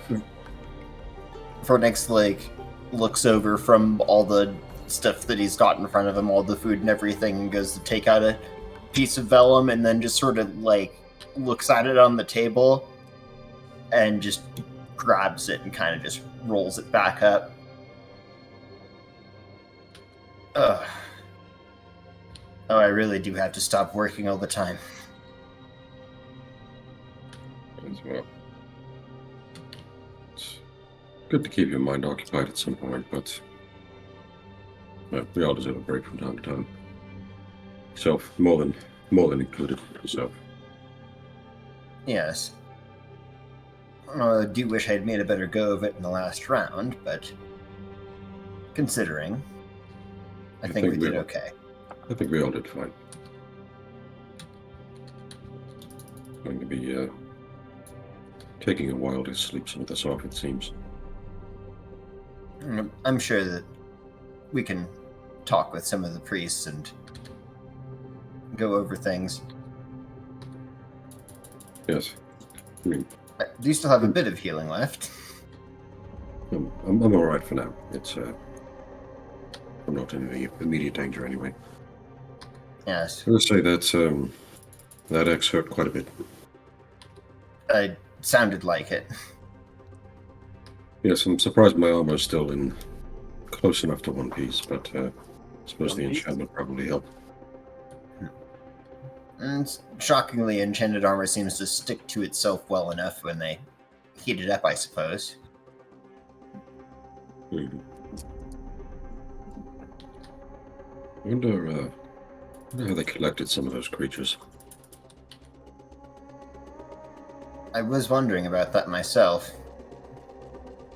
I did want to ask if the troll we fought was evil, but I suppose other things were on my mind. He had a family and kids. Why would a troll be instantly evil? This was his day job. Mm-hmm. He was 3 days away from retirement. Well, they do usually eat people. Typically. That's a stereotype. I mean, I wouldn't know. Rich coming from Peru to Nash. I'm not actually there yet. Yep. Yet. We predicted that those undead said would be the wrong way. Yes. That was a bit harrowing. Something we might need to discuss with whoever acquired those. See, hopefully well, I can imagine the family member sitting in the audience, seeing the reanimated corpse of their dead son, or husband, or father. Quite entertainment. I suppose we should just hope that they didn't send them back where they came from. Maybe you can donate your body to entertainment in this town. Who keeps saying that? Sorry, I just had to make that joke. There's just a drunk patron at the other table who keeps butting in. I'm role playing as an NPC. No reason they can't do that. Probably took us a while to get to our seats.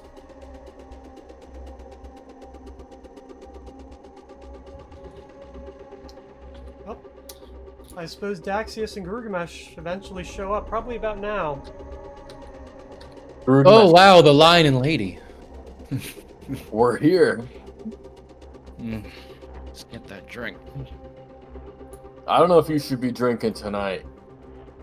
You were Shut you were the injured fuck pretty up, heavily. Vic'Talion.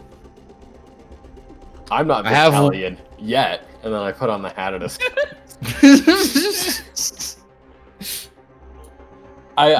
can play go at that through the game. line I and put like, on my hat and I'm also Vic'Talion. Hey guys, look at me. I'm Vic'Talion. I'm walking here. You might know me as the leader of the gate crashers. Whoa. You're smiling a little too much. Come on. Vic'Talion. Vic'Talion.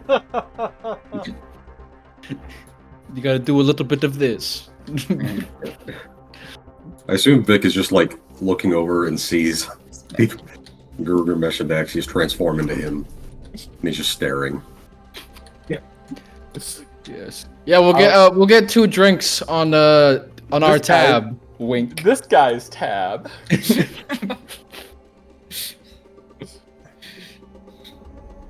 guys are having too much fun.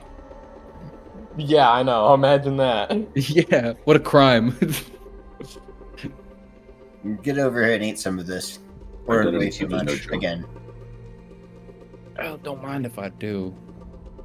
I'm gonna push the limits here. Ask for an inch, take him out. I put on the hat of disguise and turn into a coffee cup.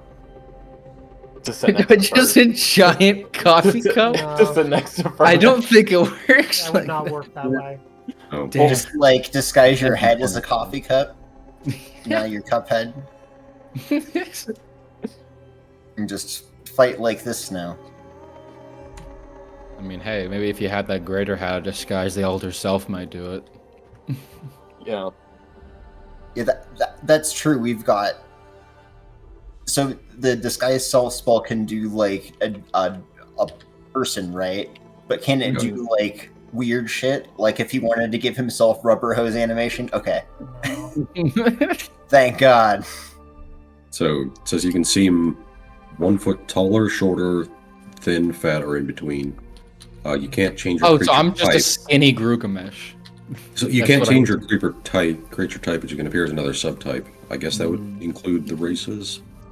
Yeah, Yeah. they're all You, humanoid. so you something. can't transform into a horse, but you can transform into, I guess, probably a person with a horse face. A horseman. So you could be a Yeah, cuphead. we're supposed to. Never mind. So No. you can, That's what they call yeah. So you could look like Vic, but Gurgamesh, you would be a very short Vic. I'm wearing stilts. That's a very short Vic wearing stilts. Yeah. How tall is Gurgamesh? He's like Good. 3'6" or something. I guess actually 4'8". I've seen taller kobolds than 3'6". He's 4'5". Oh shit. Okay. Oh, so he's not actually that much shorter than Daxius. Because he's just 5'2", which is also just be a shorter Vic. Yeah, so you could be Vic except like 5 or 6 inches shorter. Hey guys, I'm Vic, but 5 or 6 inches shorter. I'm Vic, baby. Hey guys, it's me. Why is Vic suddenly video game donkey? I just think that's a really funny voice to do. Well, Hey, shall we guys, say it's me, shall we video say hello game to our donkey. compatriots? I'm sure they'd love to see our comedy troupe. I just go stone faced because I'm Vic. Good man. And walk over to the table with our free drinks. Where did you get the free drinks? Oh, it's oh wait. Right, we're not in the chapter house. Never mind, I have to pay for these. No, they're on Vic's tab. Oh, you're right. Yeah. I thought that's why they're free. Vic doesn't drink. He doesn't have a tab. He does now. You do now. We sit down with our technically free drinks that are on Vic's tab. Hello. Did you want a sip? They are yours. Why did...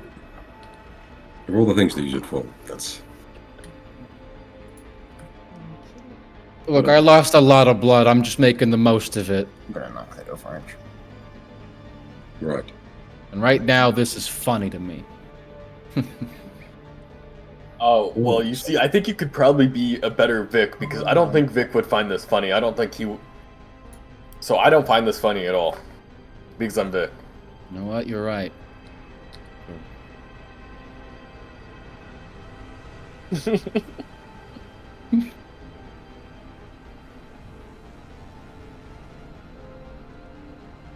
All right.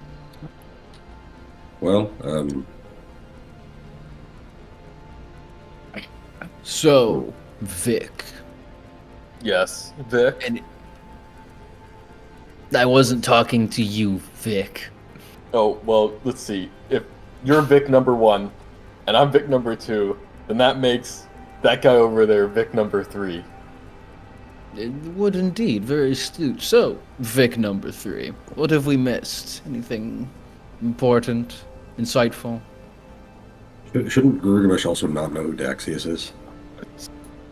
We hand waved that portion of the Yeah, role because playing. apparently you weren't gonna to stick with wasn't. it, and I was doing it. yeah, you were. He wasn't. You know, that mage came out after the end of the arena and he dispelled all the magic, so. Yeah, not that kind Just of not effect. Fen. Yes, who?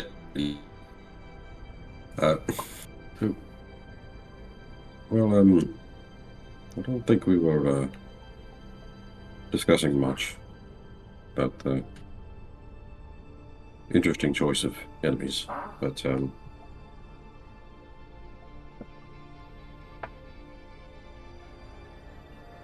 Well, if no one else is gonna bring up the elephant in the room, I'm just gonna rip the band-aid off. What the fuck was that?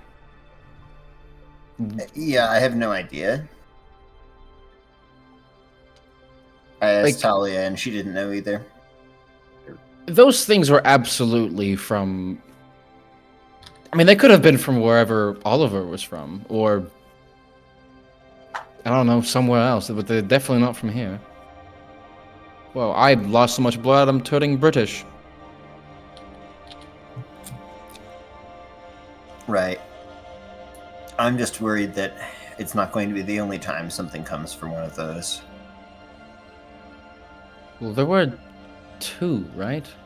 And we had 2 boom boom thingies. Yeah, Oh, one of fuck, them got oh. my bag pretty good. Did you check it to make sure that it was still present? As far as I know, it's still there. I pick it up and put it on the table. I'm just gonna look around to see if anyone's watching us. Maybe as not. He puts that on the table. Flash that around until we're... Why? I mean, nobody knows what this is. It is a small, handheld, highly explosive shrapnel bomb. It also looks well- like people are too drunk to pay attention, so... We don't know that no one knows what it is. It's In fact, one possible reason it might have happened at the arena would be that it's one case they knew that we'd probably have something up our sleeves. Perchance. But it might all just be paranoia. Still, it's better to just not have to take the chance, you know? I agree. It's probably better to keep it tucked away. Unfortunately, I can't put up a typical cloak of secrets, but I wouldn't worry about it too much. I can barely hear what you all are saying. sure. I like this song too! Oh, Vic, you might have been right. I feel Which- awful immediately. No, the real Vic. It, yes. It's the... Well, probably better to get some sleep sooner rather than later. Yeah, Grugmesh. Unless you have a concussion, in which case it's probably best not to get sleep. I don't know if I mean, probably. Probably. It's looking like he might have one. Or two. Are we sure that's a bad thing? He's kind of a lot more fun like this. What are you talking about? I'm always fun. Hey, look at me. I took off my hat, put it back on, and I'm Sven. You're crazy. Hey, look at me. I take it off and I'm Phoenix. Yeah. I'm a fun guy, right? Would you be Phoenix with 2 arms, though? I would. Yeah, Oh, I'm sorry. Is this insensitive or? you know I was born with 2, right? It would only be insensitive if I said, "Look at that perfect form." I examine him to see how good the disguise really is. I think it's perception. I don't know. And disguise self adds 10. But you get -2 for being a different species, I have to roll a disguise check. I think. Yes. Plus 10. -2, so 8. I wasn't checking that you had the disguise skill or anything. Yes, but my chin spot is a little further to the left. Or your right. No. My left. Fuck. I try to. Next time. It's I'll get it fine. next time. I doubt anyone who isn't me would notice, honestly. Fair enough. I'm a bit of a perfectionist when it comes to this, because it's kind of my whole thing, you know? I thought your whole thing was being edgy. I just like I just hold up my arm, although this is remembering I still have the one there. I'm like, can't you just make it look like this? Glowy. I take it off and try and make my arm look glowy by putting it back on and doing disguise self again. Does it work? I don't think so, no. Well, shit. Huh. Well, That duly won't noted. work.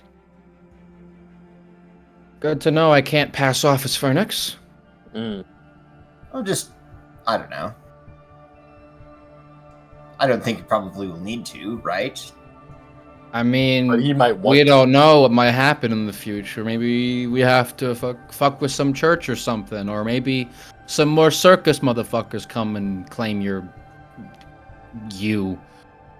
And we have to, I don't know, maybe I have to, anything can happen. I need water. That's Probably. not water. You haven't already gone around pretending to be me, right?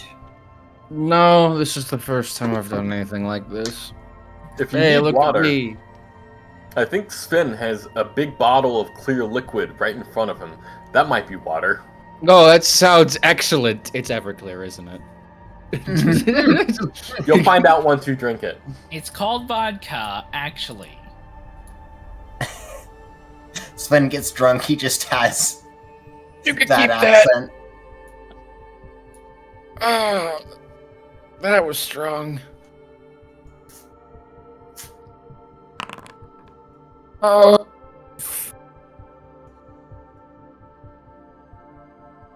I think he needs healing. I think he's dead. Hmm. Let's see. Fine. We got business to talk about or something. Surely there's something. So Well, we did go over that, I suppose. And so, yet another thing I can say that don't have much we can do about it now. I guess. Yeah. I mean, I don't know if it'll be much help, but in the morning, I might be able to run to the library and see if it exists somewhere. Hmm. I highly doubt that, though. If Jean-Luc didn't know what the fuck it was, I doubt the library will have anything on it. Right. It I might wouldn't be mind best going to the library. Could be worth a shot. It could at least lead us in a direction, even if it's extremely vague. Well, if you want help, I wouldn't be opposed. I would love all the help I could get. That library's fucking big enough for one person. We should probably see if we can do lunch or something tomorrow then, and all of that. What if we did like a brunch? That's like very in this city. Is it? Oh yeah, all the noble people go to brunch.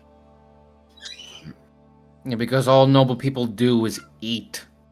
They wake up, they sit at their dinner table that their servants serve for them, and they get fat in the morning, and then the later morning, and then the early evening, and then the late evening, and then at night. All they fucking do is eat. You've never lived until you've had third lunch.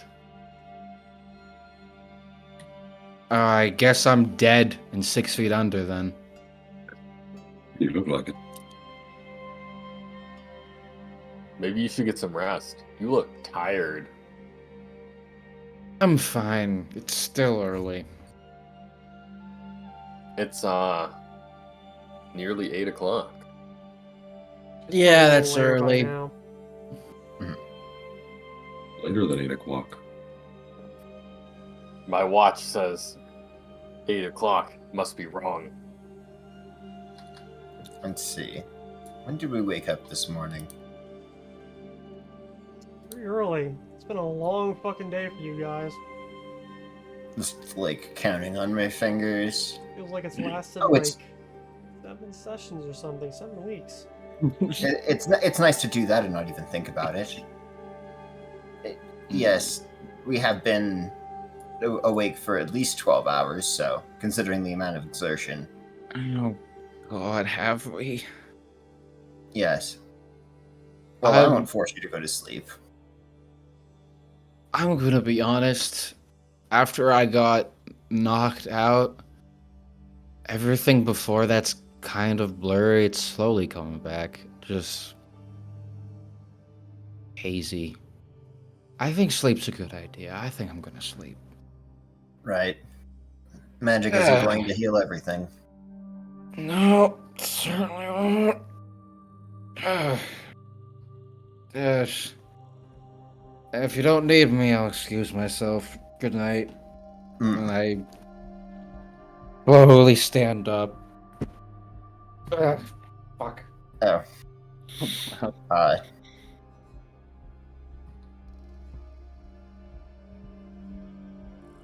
Well,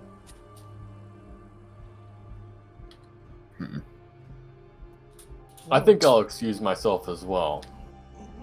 Sven's somewhere in the distance partying. I can't remember. Is there furniture in the Dax house now? Yeah, there is. there's some wooden planks that they bought from IKEA. Yeah. Most of them are not put together, and the ones that are put together are made completely incorrectly. No, they Exactly. actually rolled rather well. No. They put it together actually pretty well. They don't have any mattresses or anything, but like regular furniture they have. All right. We at least have a couch. They're laying on the springs of the springboard mattress. Yeah. I am going to retire back to the chapter house. Well, I suppose we won't be too long.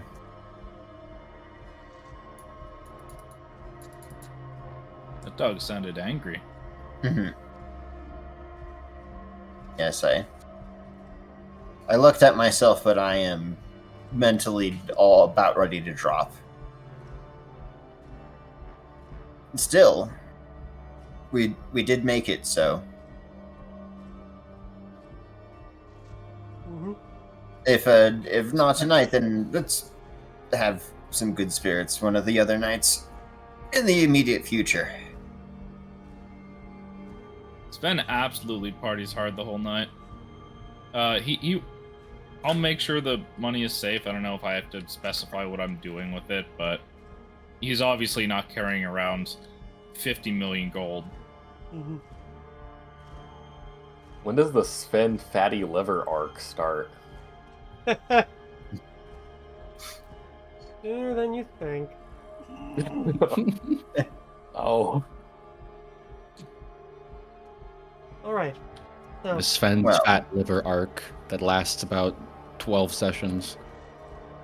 I look over to Vic and I'm like, well, unfortunately, I think we're the two most responsible people here, so I'm going to have to be the next one to call an early night of it. Yes, I'll probably head back in a moment.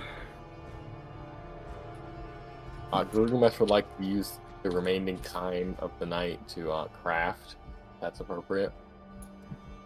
I guess you could probably get in like 2 hours.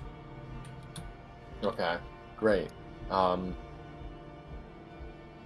going to be crafting the remainder of my amber, and I have one piece, and I'm going. One Piece The is One real. Piece is real? The One Piece. One Piece. It's real. Excuse me. Yeah, I'm going to inlay that into a stalactite I took. So I'm not sure what the value of that will end up being, but pick it up. Well, I don't know what the inherent value of the stalactite is. Right. You could Yeah. Well, I got Oh, a I like 33. What was the I think roll for that's that? I think it's the lurker above. Or no, wait, a dark mantle. That's a dark mantle. It has one eye and it's a stalactite. I thought that was a roper. Okay, so the Ropers DC on that are is up from the ground. 15. So 15 over the DC is a 70% added value. And we're calling the amber 30 gold. Sure. Yeah, you're able Crap. to complete that. Yeah, no, I'm trying to do math. So that would bring the value up to 51 gold, adding 70% of the value to it. Yeah, that's fine. Okay. Is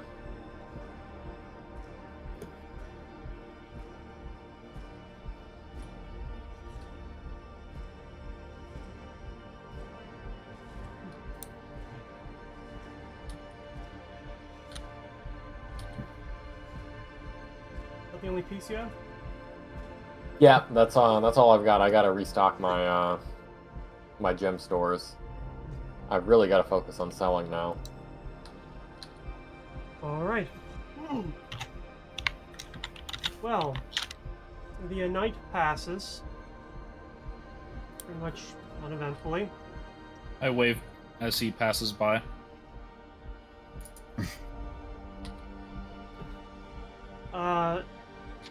Then you are up until about 4 in the morning.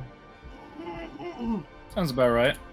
So you're going to bed probably not long before people are getting up the next day. You probably are going to be there till like at least noon. That's fine. So, it is a new day, Alright. if the calendar will allow me to switch. Remember that we recover 1 hit point per level we have when we sleep. Just press the rest button, it does it automatically. Well, in that case, we're all in the chapter house, right? I went home to... Oh. no, that's too far away. I would have stayed at the chapter house. Well, fine. Then I wouldn't. Yeah. before people leave, almost as though I know and am used to this by now. There we go. Another 12. Heck Knock yeah. it off. Quit running from healing.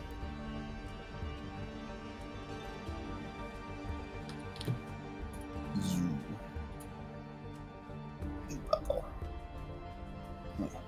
I would like to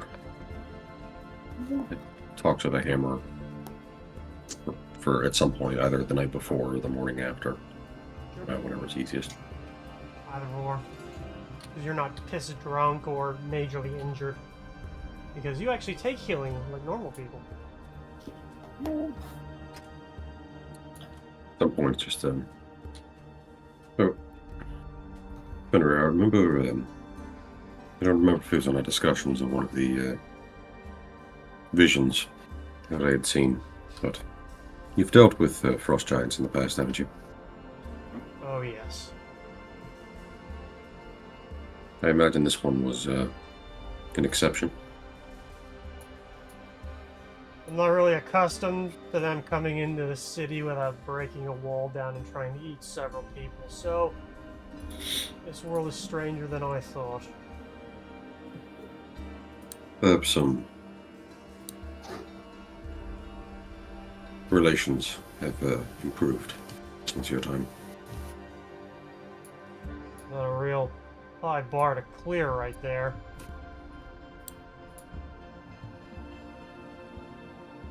Though, I will say, some of the religious aspects of the research I had done regarding your history, it seemed as though that there was some amount of frost giant pantheon in relation to sort of the iconography.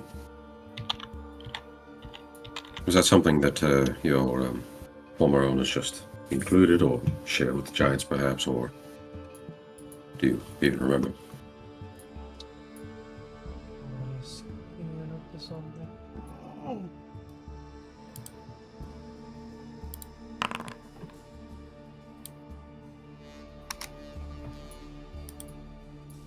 Well, you're asking if we have a lot of religious similarities to what the giants in there real believe. Maybe. Wouldn't be the first time that humans sort of borrowed from other cultures. And, well, I guess giants have always been around. Kind of like gods in their own right. most our pantheon hates them, but their own interpretations are divergent. You're asking for something specific. Not really. Just making connections. Did you get the sense that the giant we faced him, was he of the evil sense or more of just a Opportunist. Hmm. Kind of the same feeling that a lot of run-of-the-mill ruffians and brigands give off of just, I'll do whatever you want as long as the money is right. Is that evil? Is it good? no? Is it just nature? Well, nothing else. I'm glad it was not a fight to the death. The Varric easily killed us. Me, at least. Yeah, he sorta snuffed your candle out. At least he made sure you didn't bash your head open on the ground. That's always. I will not thank a frost giant. I don't give a shit if he's not a bastard. I ain't thanking him. I don't think he expects it. I'd like to talk to him at some point, though. See if he can't piece a bit more together. Well, should probably meet up with the others at some point. Well, I haven't heard anybody yelling in their sleep, so. It's an improvement. I guess at some point I'll just. I assume this was in the morning, after the morning prayers and stuff, so head off after that. Meet everybody down in the common room. I'm just sitting at a table with like an ice pack on my head, or the closest thing to it. Oh, seems the night treated you about as well as the day did. Morning.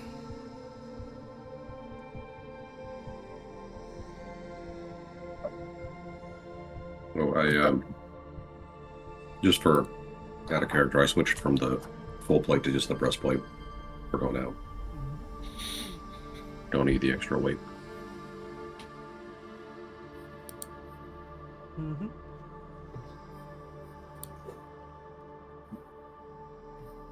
Everybody Phoenix. else? I'm Did asleep. I'm gonna change into my normal clothes. Yeah, Some Phoenix probably down there because he healed me. still have the same clothing on, which probably today the Phoenix just pulled out to put it on and looked at it and was like, "Oh, you haven't cleaned it in a while, huh? Fucking put on Thanks. dirty ass clothes and go downstairs." Because we might need to take the opportunity to spend some of our hard-earned gold. You're here. I was thinking that.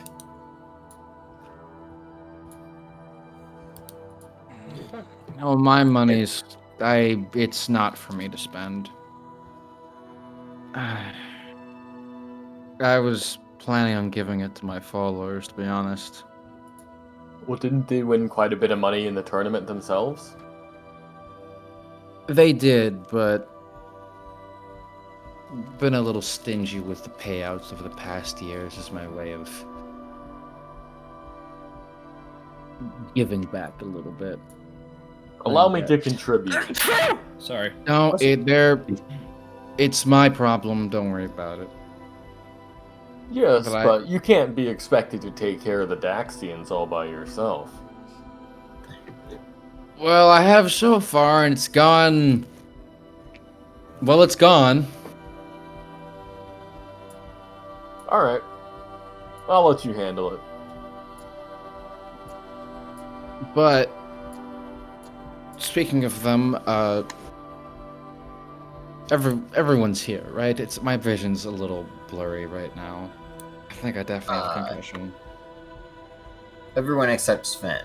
I think he might have been out late last night. Ah, shit. My guess. Alright, I'll wait for him then. You're gonna wait for a bit. Fair enough. Then I suppose I should get some coffee on. So we're not just going to stare at each other uncomfortably for the next few hours. It's, Or however long. I do think it's worth mentioning that I saw him walking in as I went out to do my prayers this morning. It was quite close to dawn, so perhaps he might be indisposed for quite a while. Well, I think they certainly your God would have been understanding if you'd been a little late after all that. Still, Well, the devotion is... I'm sorry, I shouldn't poke fun at others' devotion. It's a bad habit from the cloister. No, It's no, very, I get a lot of entertainment from it, so feel free to keep going. So I can't say that it's my favorite part of the morning, but it's a nice bit of quiet. Yes. I still do have to get to that myself, but you know I don't mind conversation or anything.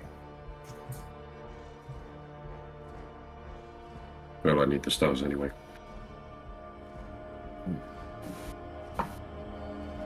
Well, feel free to talk about what you wish. I'm just gonna zone out, and I'm gonna pull out my the instruction manual and just start reading. Wait, the instruction manual? The instruction manual of enhanced conjuration and illusion. Oh. The IMECI.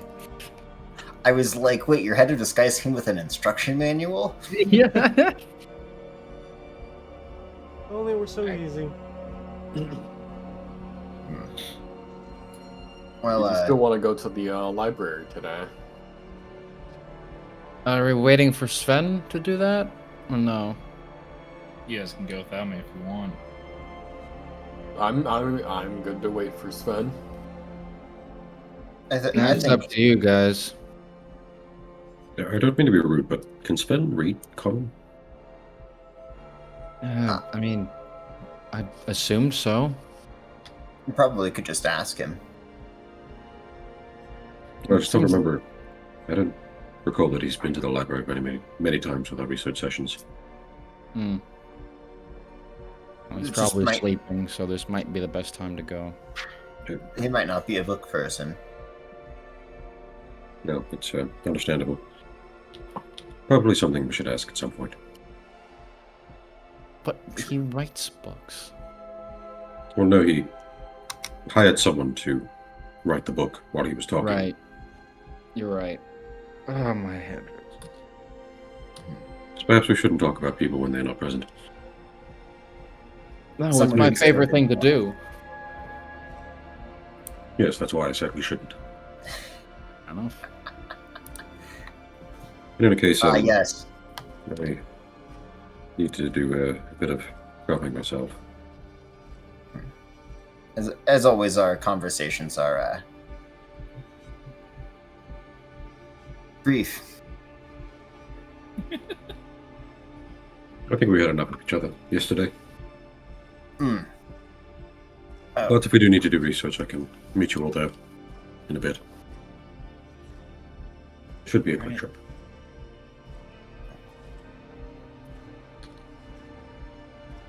Well, I'm behind for about an hour at least, so You're behind for an hour? yes. Let's sit here and stare at a wall and go, until the magic goes into my brain. Is that? I hope. Is it? Complete with Is it? motions. It's. Oh, it's so there is like a whole ritual and thing. Yes. You just sort of think about prayers until you can't think anymore, and then the magic just slips in. Sounds mind-numbing. I'm so sorry. It's hardly different from When I've heard wizards describe, when they're just like, I can barely wait to cast this spell and get it out of my head already. I've been thinking about it all day. So I guess I just drew the lucky straw then. I don't have to do any of this shit. I just wake up and it's there. Well, presumably you have some sort of morning ritual. Yeah, drinking. What? Sure. But, I mean, that's you. If it works, I wouldn't knock it. Unless it's particularly destructive. Well, last night was probably the worst time I've had in a long time, but that's besides the point. We're getting... And I think next time maybe not drinking with a head wound might help. Yeah, well, yeah, when you learn. That healing you may do, though, is a godsend. Right. Speaking of which, and definitely keep this to yourself, but we don't know what kind of creature that is, so just inform somebody, myself, anyone who is an experienced healer if you start feeling any strange symptoms. Well, on that note, I have a little bit of a rash on sort of one of my private parts, like my left nut. Since being bitten. Ah, yeah, that's different. I Yeah, can't believe I'll make sure to let you that. know. Okay. I mean, you offered, so. I'm not sure what I offered now. Being told about body parts, Well, need some alcohol you're a to drink. healer. Just guess not that kind of healer. No, usually I don't volunteer to go out of the way to use magic to cure strange issues. Pernix, I did just lean over. I'm fucking with you. Oh. It looks honestly like taken aback. Oh, you're a lot of fun Get to some be cream. around. You're so genuine.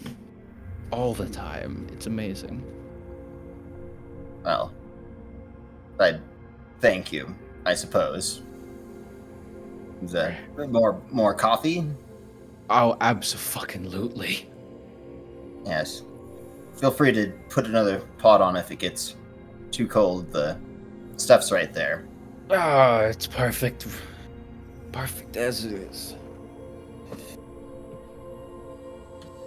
Yep. And then I'll turn and stare at the wall, unless otherwise prompted. Magic. I will read. Before we move on, Garugamish, what are you doing? Are you also going with Vic? I was going to the library. So you're also going with him. Yeah. Okay. Why don't we take a little bit of a break? Maybe come back at about 9:05? Works for me. Sure. Sound good? Mm-hmm. All right, then we'll be back. We'll be back in just a little bit. See you then. All right.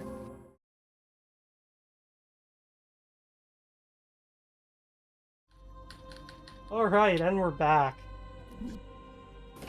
So, Sven is asleep. Mhm. Daxius, you are remaining back at the chapter house to get some reading done because you have had your weekly fill of peopling for a little bit. Yeah. Vernix, you are doing your magic meditation, basically attuning for your spells. And that leaves Vic and Garugamish going to the library. Now, would that be the one here in the chapter house or on the grounds of the campus. Hattern Academy of Magic? I'm going to the Academy Library. And I assume that's where Vic was going. Yeah, I think so. Now, I know there were two questions already outstanding from Vic, one on the religion of dragons and one regarding similar stories to the mural. Are there any new questions to add to that? Yes, I'm going to the library to inquire about long distance communication in this across the country. Okay. If there's anything faster than snail mail.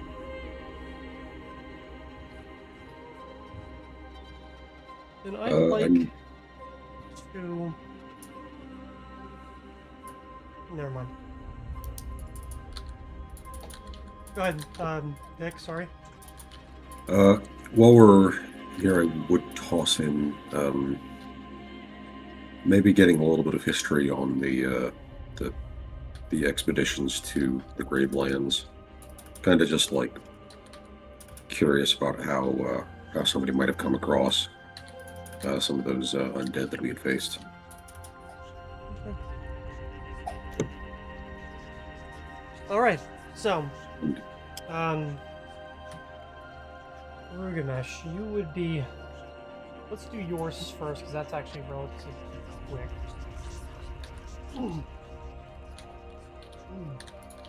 So I'm assuming you are asking the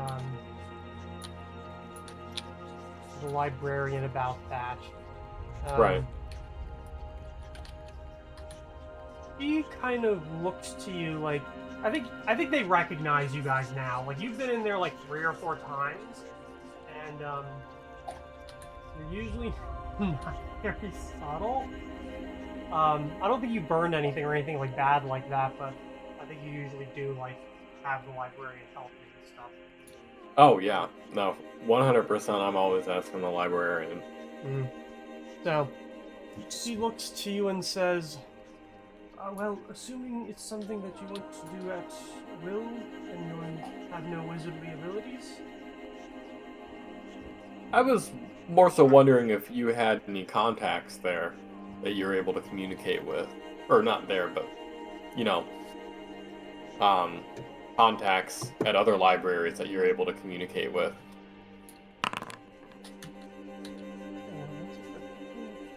Well, I know that there's a little bit of magic that is a little bit popular more towards the center and southern parts of the Empire. Sure, it's much more popular in Ferrand and Aberon, considering the amount of money that is through there. And then I would not be shocked if there were a certain amount of aristocrats here in Innsbruck who had them, but you could always see if you can find a sending stone. It would require, even if you were to have one, at least having some sort of passing acquaintance with the person you're trying to contact, whether that's full name and the description of them, location that they might be, or at least have known them, or, barring that, the code that goes with their sending stone. Is there anything that doesn't require them to have a sending stone? That you would be able to cast yourself? Or have someone else cast for me? Well, Sending stone premium plan. sending obviously is a spell.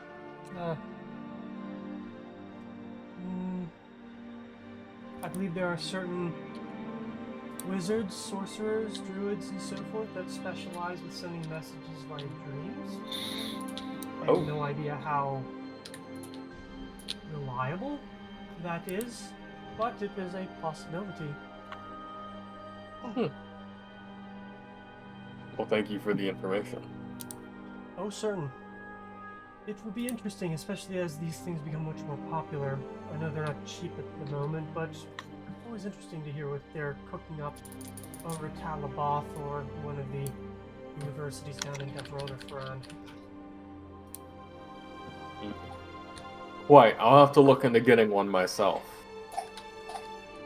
Okay.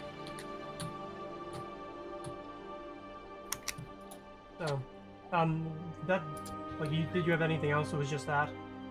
It was just that. I need to look into sending stones before I do anything else. Okay. So, Vic, In what order do you want to have? Well, I guess for the new one, that would be knowledge, history. I think that's one of the ones I don't have. The alternative is knowledge geography, but there will be a penalty. Probably like you also don't have that one. It's the two. It's two of the three that I don't have. Wow.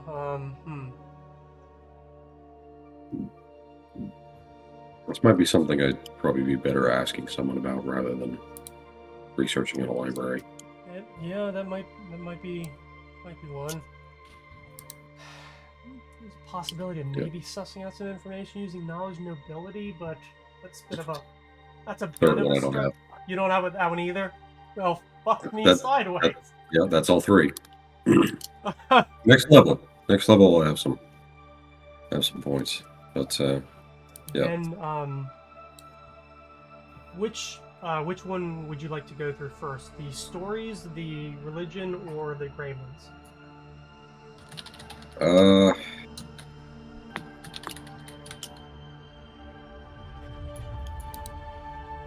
Can you remind me what those were about again? I think it's been a while since we. This was a question that was a while ago and was posed, and I said I would come back with more information. The first question was you wanted to know about the religious beliefs of dragons.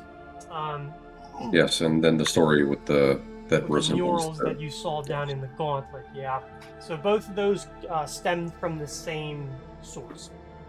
Okay. Just different ways, and I think you rolled pretty well on both of them. That sounds vaguely correct. Yeah. I guess we'll start with the dragon religion because I don't think there was a whole lot going on there. Take notes as you please. This is something I typed up, so I'll be able to share it with you. So, draconic religion is not super well known by non-draconic entities for kind of obvious reasons, though at least 3 of their gods are known, primarily as they exist somewhere, if not on the material plane, then somewhere else.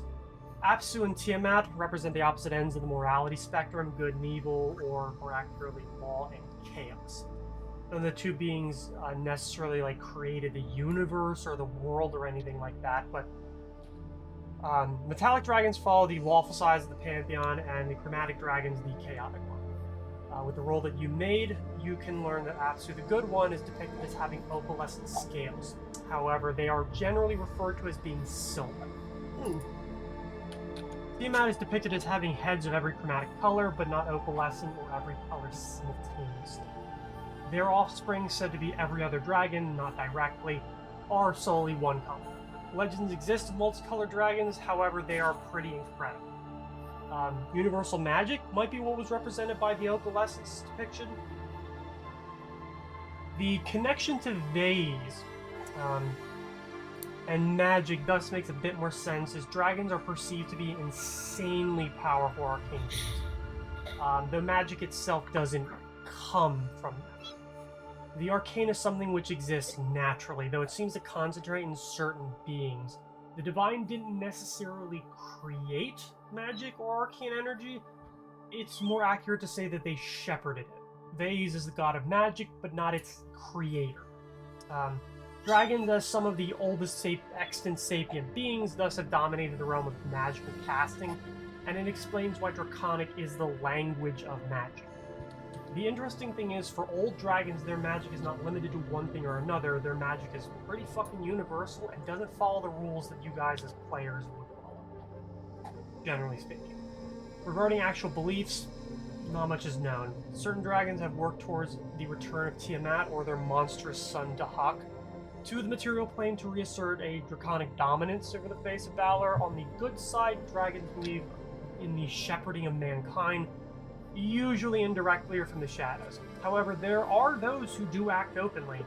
Dragons have long hid among the bipedal ancestries too, taking up positions of power, influence, and control to the benefit or detriment of everyone involved, save usually the dragon who makes out like a panda. One of those is Vesa Friedhas, who acts as the advisor to King Philippe the Fair in Quran. Although the interesting thing is that there is a long history of relations between the bipedal ancestries, inheritor races, and dragons, both good and bad. The bad is kind of obvious, the good less so. It is said that dragons likely offered up the first teachings of magic to man as a way to pit them against the elves, or simply to offer them something to prove their worth as an up-and-coming ancestry. Dragonborns, Draken, are believed to be either the descendants of dragons who polymorphed into humanoid shape and laid with human elves and others, or were created purely by magic.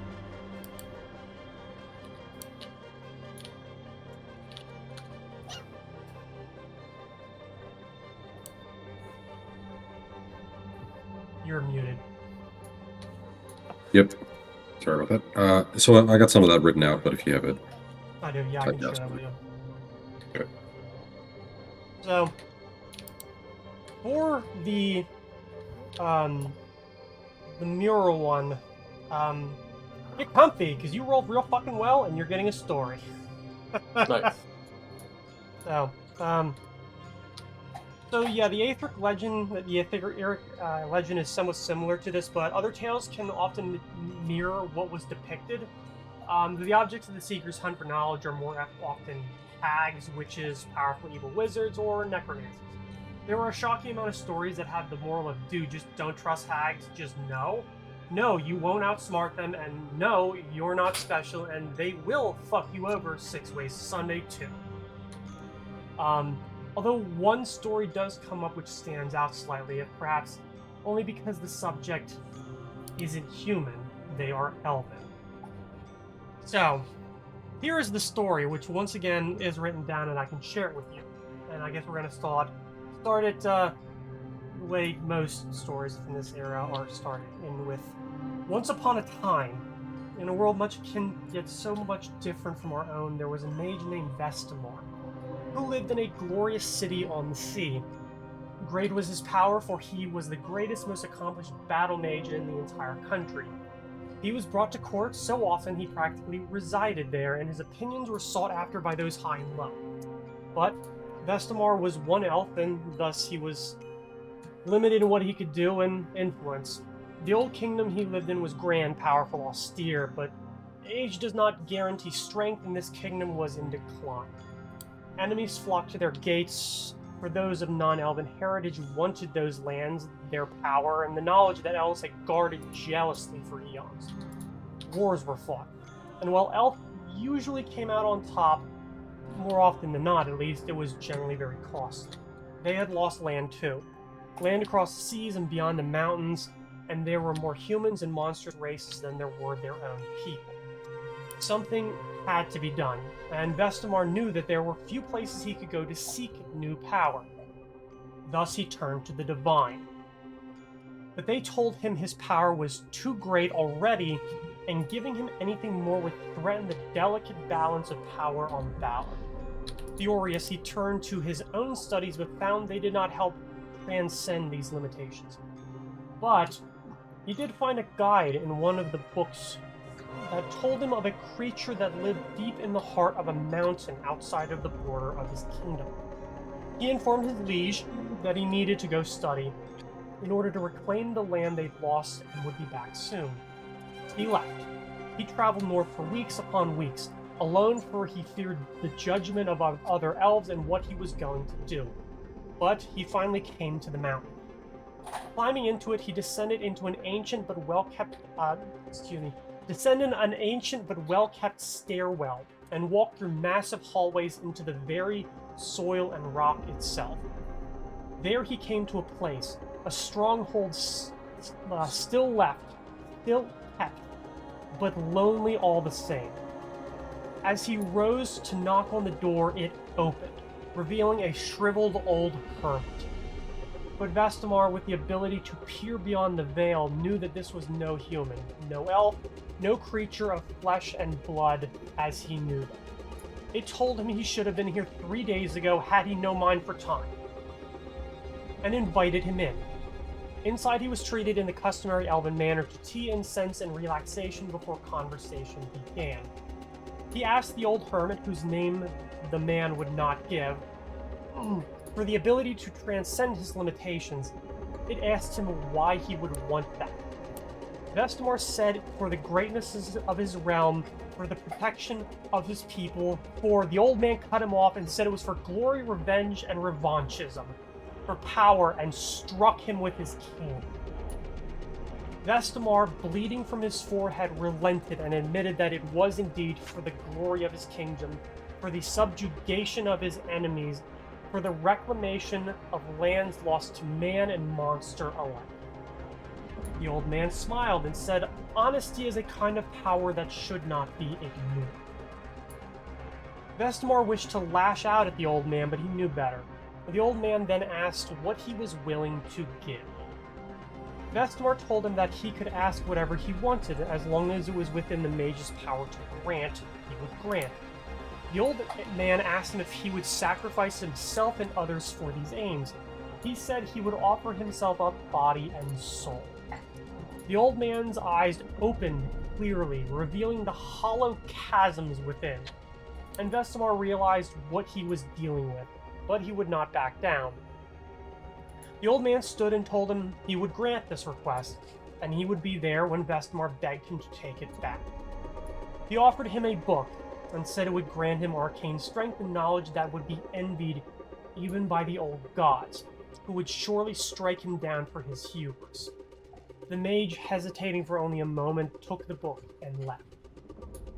The mage studied the book, which drained him as time went on, seeming to change and twist every time he looked into it. But the old man was correct. It granted powers unlike anything else, and the glory he brought to his kingdom made him beloved by his people, but it was not without sacrifices. The book ate him as much as he learned from it.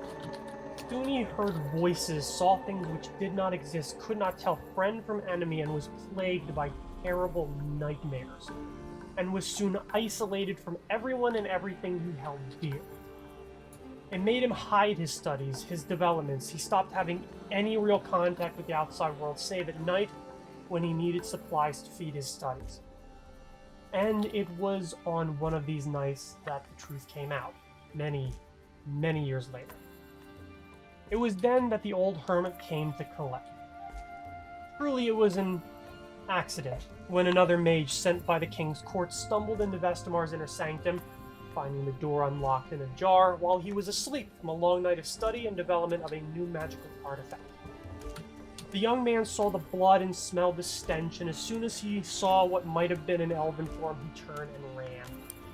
One could blame the hermit for letting the man in. One could blame him for making the mage fall asleep. One could blame him for the arrival of the general who wanted his latest military toy delivered and displayed that morning in the palace and would not accept a no for an answer. But no, none of this was the doing of the hermit. In the end, the hermit didn't need to do fucking anything at all. It was revealed that Vestamar, in order to obtain his power, sacrificed other people to use their very life force as energy to feed himself like a vampire.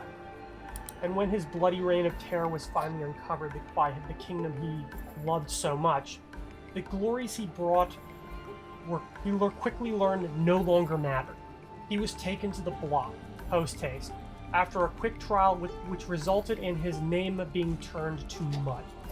And as he was bent down over the stone, he saw the hermit and the crowd, shifting into a devil as the headsman stepped between them.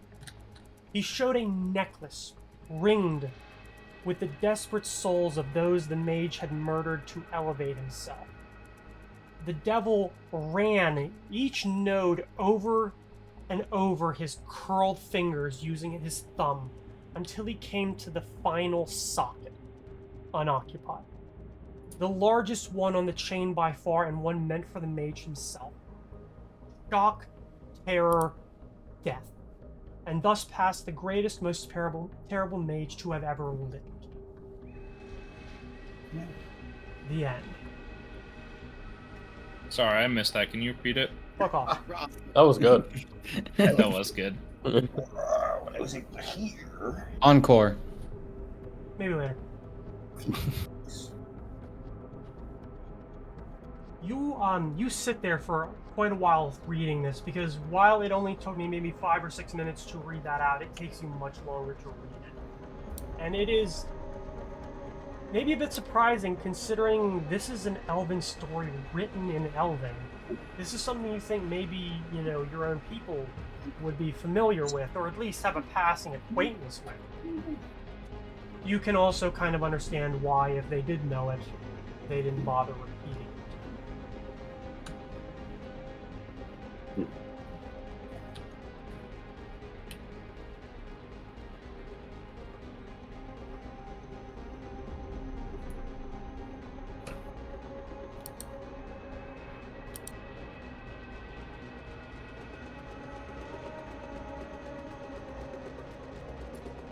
Okay.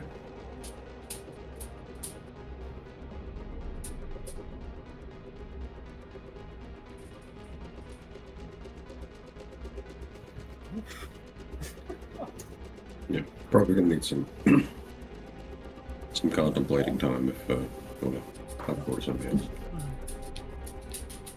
else. Yeah. No. The question regarding the Gravelings.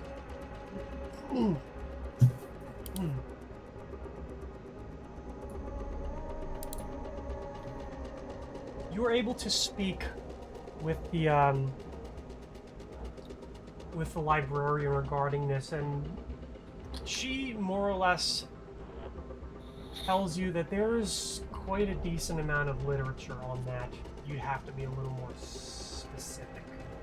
What are you looking to find out?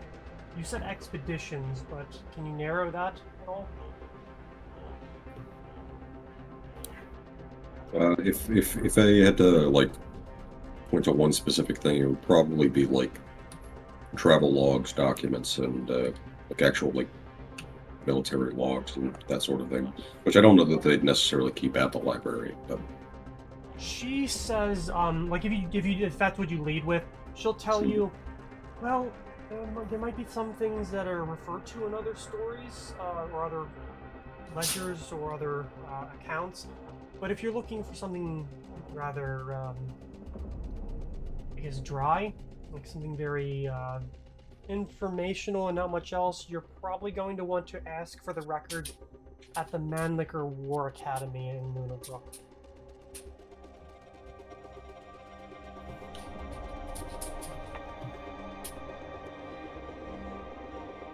Either that or possibly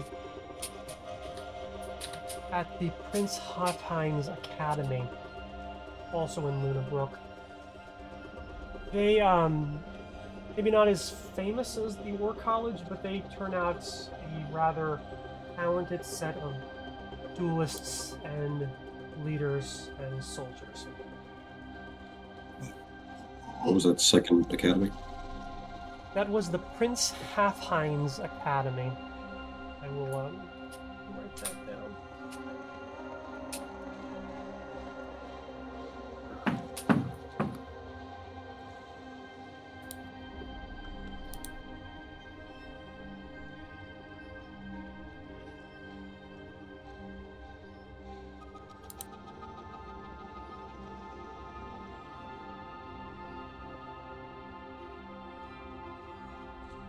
Well, we're headed that way in a few days anyway, so let's put that one aside for now. If you're looking for anything in the meanwhile, there are some texts in the historical section which might give you kind of an overview of certain expeditions that went up to the north. A lot of it had primarily to do with the hopes of securing borders and, well, hopefully dealing with the undead that sort of don't really go away. I've always said that I felt like we feed a lot of it, just sending men to their death. Bring some of them back in that state as well. Oh yes, so... Ah, now I know why I recognize you, yes. Grisly affair. Not certain why... Whether it was our Chancellor, or whether it was somebody at the Valier Society who agreed to do that, but it was a choice, I suppose. Yes, that's some business that I think I'll have to discuss with someone. But that was the reason for my search this morning. But in any case, I think that about covers what I was looking for at the moment. Thank you. All right. Well, if you need anything else, we will be here. And congratulations. Kind of a weird year, but spectacular all the same.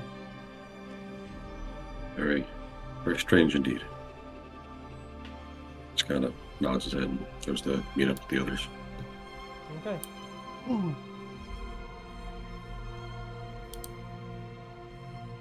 Definitely at least an hour has passed.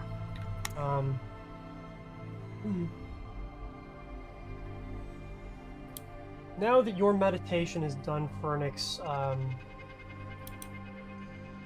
then you're still asleep. Grugamesh, you and Vic would probably be returning. Well, Grugamesh, you probably would have departed well before that. Yeah. Vic, you're probably there for a couple hours. Daxius, what are you and Phoenix doing?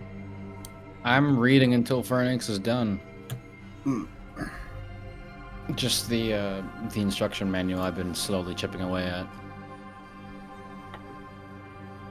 Yep, just kind of moves his neck to either side, a little bit of a pop. Okay. Oh, that should do it. You done? Yes. Should Wow. be. Just looks over at the hourglass timepiece I can totally remember the name of, since I use it every day. That's about on the dot. I will say it is even though you spoke to me about it beforehand, it was quite underwhelming to watch. I almost Yes. expected more. Well, I'd imagine if you could see what I was thinking about, it's not very exciting either. Just sort of rattling off old prayers and visualizing how something I saw years ago went. Well, if it works and you get your magic, then good. Well, I typically ask for things that would have come in handy a long time ago. Or at least what I think might end up coming in handy. But speaking of which, the arm appears. There we go. Yeah. And the prodigal arm returns. Yes. And without all that nonsense of spending 2 spells and sipping a potion and everything, should last for most of the day anyhow.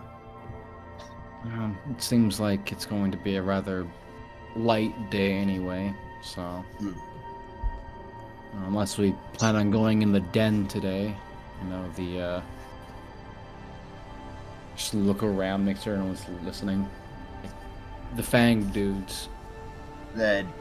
Oh, right. No, I don't think so today, but in case they do show up, I have a couple of surprises. Oh, I'm excited to see them firsthand. I'd really rather not have to resort to them, but Oh, I'm hell. sure, but I'm always interested in a light show. Yes. Let's see. Well, I suppose maybe how far of a walk is it to the library? I mean, Oh, one of us could just come and get Sven after a while. It's just 3 blocks down. Oh. Well, I mean, sure, I'd be willing to do that. All right. Shall we head over then? Suppose we'd best. You got any more coffee to go? I can. Just I see. would love some. That shit is fucking good. Which one of these water skins has the least wax left in it? I'll fucking take either. Yeah. I am not picky. Fair enough. You get used to the taste after a while, anyhow. Paraffin or something. Pours the skins full, and I guess we'll head over. Indeed. Alright. So, Oh wow! Look, the Hattern Royal Academy. what are you both looking for here? Well, first we should probably look for our friends. Yes. I'm pretty sure you definitely see the one. I don't know where Garugamesh would have gone after speaking with the librarian. Vic. I had something in mind, but I'd be all right with going just back to the chapter house. I thought it'd be interesting to stop by and pray at the Temple of Tychon, but if that'll eat into our time, we can skip it. I'm fine to go. If that's something you want to do, I'm more than willing. Yeah, that's one point. Okay. So, you know that the effigy to Tychon statue is out in the kilns, sort of in the heart of where what passes for industrial work is done here in Innsbruck. You head out. Right.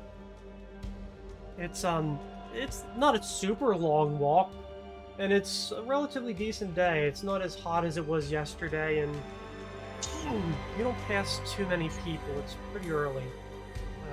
You get into the kilns just as like the first shift of the day, like people are wandering over to get their work started, whether it's cutting up lumber, whether it's packaging something, whether it's working at the forges or furnaces or loading and unloading ships that go up and down the river. Yeah. You come to the shrine. You find there are a few people that have left like small tokens. Nothing major. Not much has changed here, but where the statue stands is kind of interesting because it catches a lot of the early morning light. It's the first time I've been here in the daytime. I actually did bring a trinket I wanted to leave for Tychon. And I pull out the amber stalactite pendant I made this last night. And I lay it at the feet of the effigy. And I clasp my hands in prayer. And I pray for the safety of our group and the prosperity of our wealth. And I just kind of think to myself, I've not been here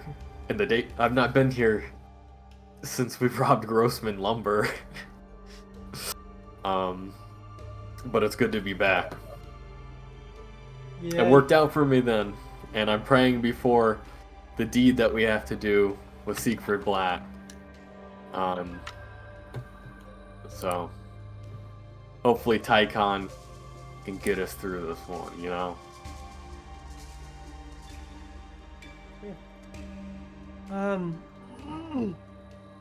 Just give me a wisdom. I'm not gonna say for what. This isn't gonna be pretty. Big money, no whammies. My mouse is like having a freak out.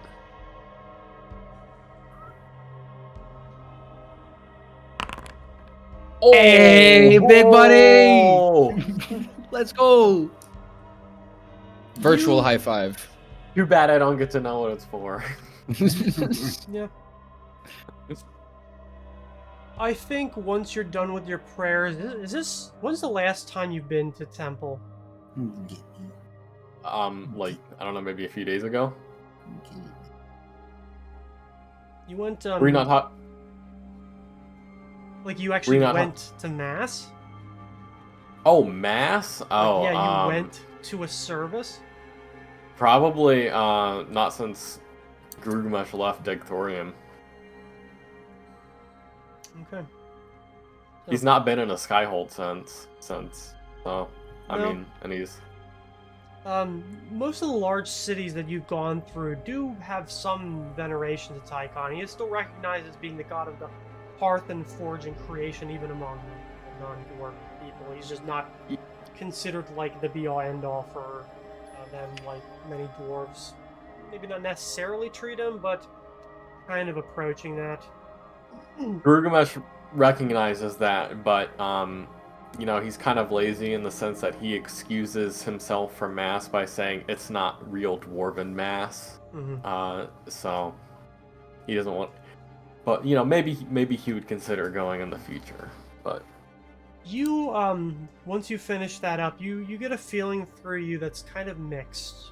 That kind of reminds you of like when you were still at home, when you still had, you know, something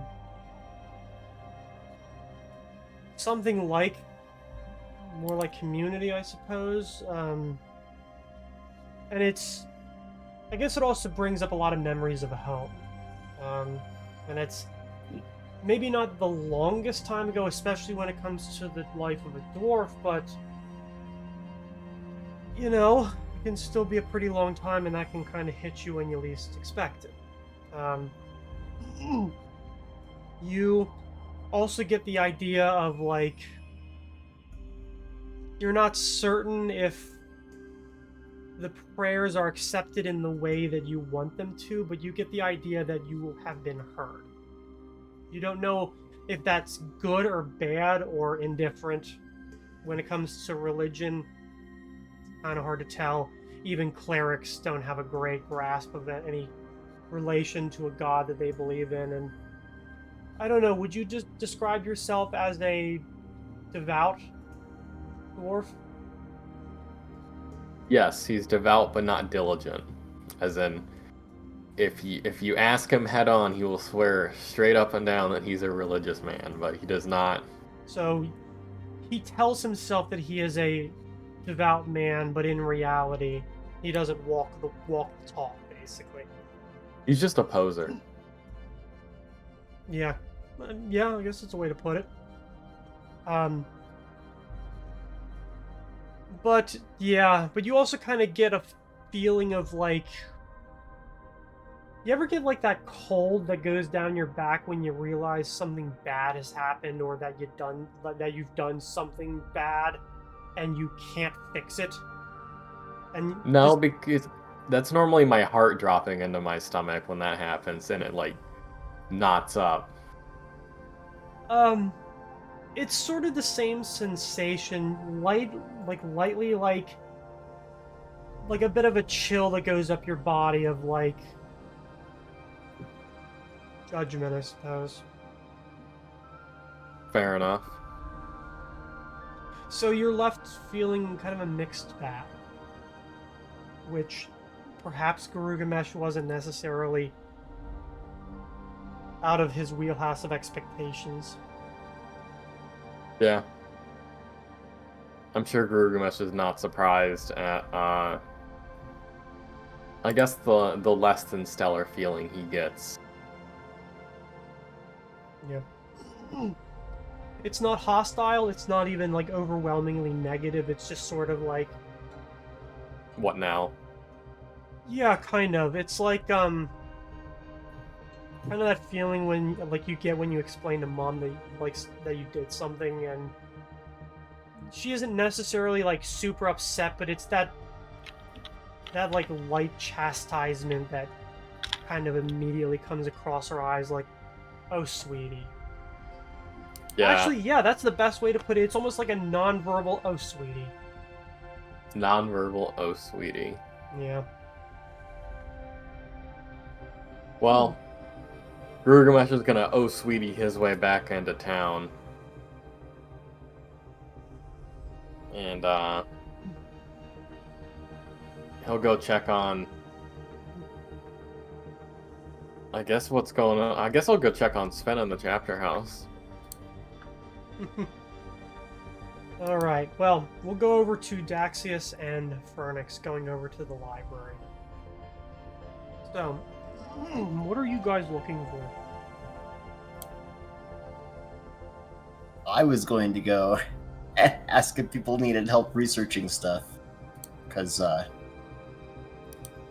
gonna go ahead and burn that skim once we figure it out, Ooh. so I can read 4 times as fast. Okay. First of all, you guys get there and you see Vic just. Ayo, Vic'Talion. Any luck? You're muted. You're muted. What? Sorry. What's the book down? Definitely seems like it's interesting, at least. It's something along the lines of that story we found in the temple. The murals? Yes, it's not exact, but Interesting. Well, I had been wanting to know more about that. Does it give us any more insight? Did you gather anything from it? Or are you very still specific. reading? The story doesn't match exactly. I think the details of the dragon in particular are not quite there, but there's some similar ideas. The idea of sacrificing oneself, both body and soul, for power, and likely regretting it, being the main gist. It's usually how it goes.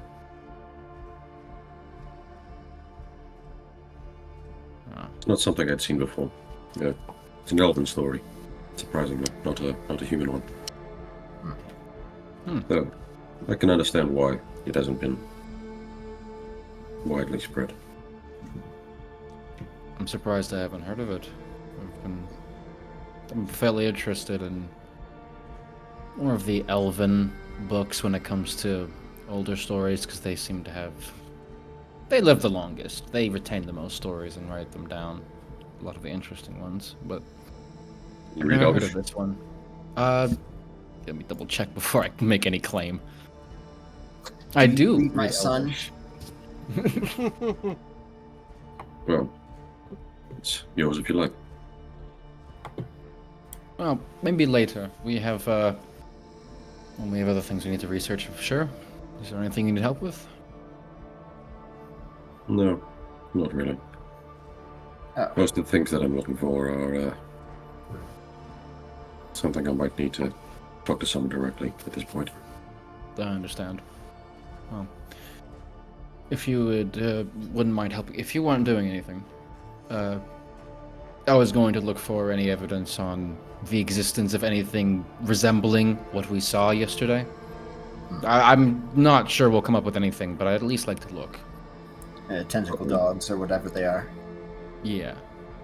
We might be inclined to speak to Jean-Luc before dedicating several hours. He did seem to be doing the bulk of the research. Fair. I just... No, if we can take No, a that's break, it. I'm happy No, to help. that is a good idea. I just don't know what Jean-Luc would have gotten in this amount of time. Maybe we could come to Jean-Luc with new information. Certainly Maybe- doesn't hurt to do a quick look. Yes. Perhaps if you run over and ask him, I can look through a few things while I've got the proclivity, as it were. And I will assist with all the research. I'll Much thankful. see if you have anything there. Give me a knowledge planes. Knowledge planes. I'm just gonna check my something real quick. You know what? Do I burn an inspiration on this? Absolutely.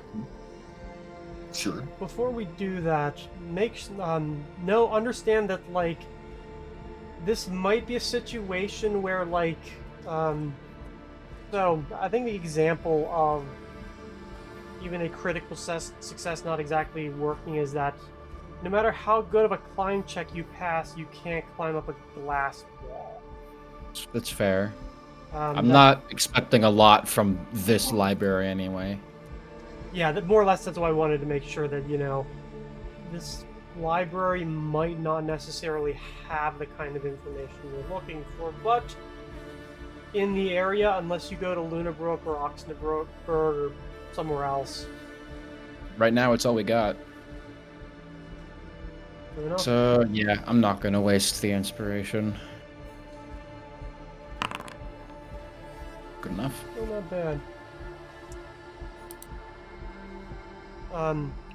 Are you assisting Vernix in that, or? Fernix, how I familiar are you with the planes? I'm normally quite familiar, however, I rolled a 1 on identifying that creature. So I wanted to make sure it was okay. Sure, let's just aid. Make it easy. It worked out. Perfect. Oh. And I guidance you. Well, I see you thinking about it, and I... That plus juicy, 3. juicy +1. Yes. For a total of, what would that be, 24 then? Yep. Hell yeah, teamwork. High five. Yeah. With that roll, you do find some text regarding, like, the Greater Plains. Some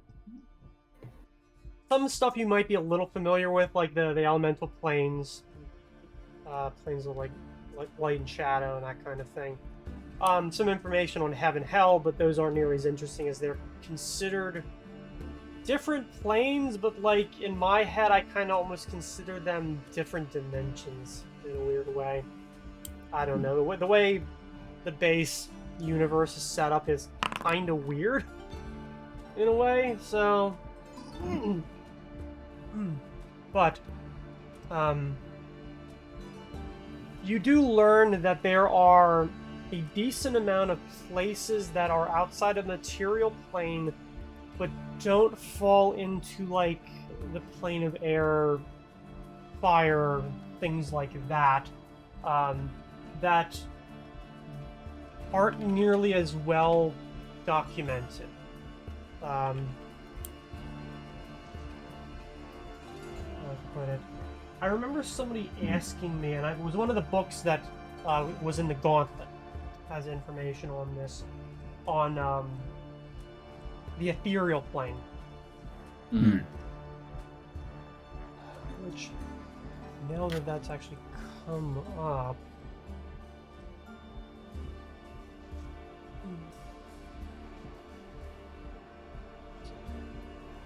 That one's the astral plane, right? Yeah, the astral plane. So interactions and the experiences of interplanar travel by Ruvian Ian Morris. This book concerns the accessing and traveling across interplanar boundaries by those of the material plane and denizens of extraplanar locations. The planes of earth and air are primarily featured, giving descriptions as well as depictions of the elementals and other beings which call it home, but that of fire, metal, wood, and water are also mentioned and described in some detail. The author mentions the ability to use interplanar travel to access such places as the Nine Hells, the astral plane, heaven, and suggests that there are many, many more which might be accessible if only with the right magic and the right waypoints. The farther away and the more complex the travel, the more difficult it is not only to access that location, but to survive there and return back unscathed. The author cautions any prospective magic practitioners against trying to travel this way, as the dangers cannot be fully grasped by such a novice.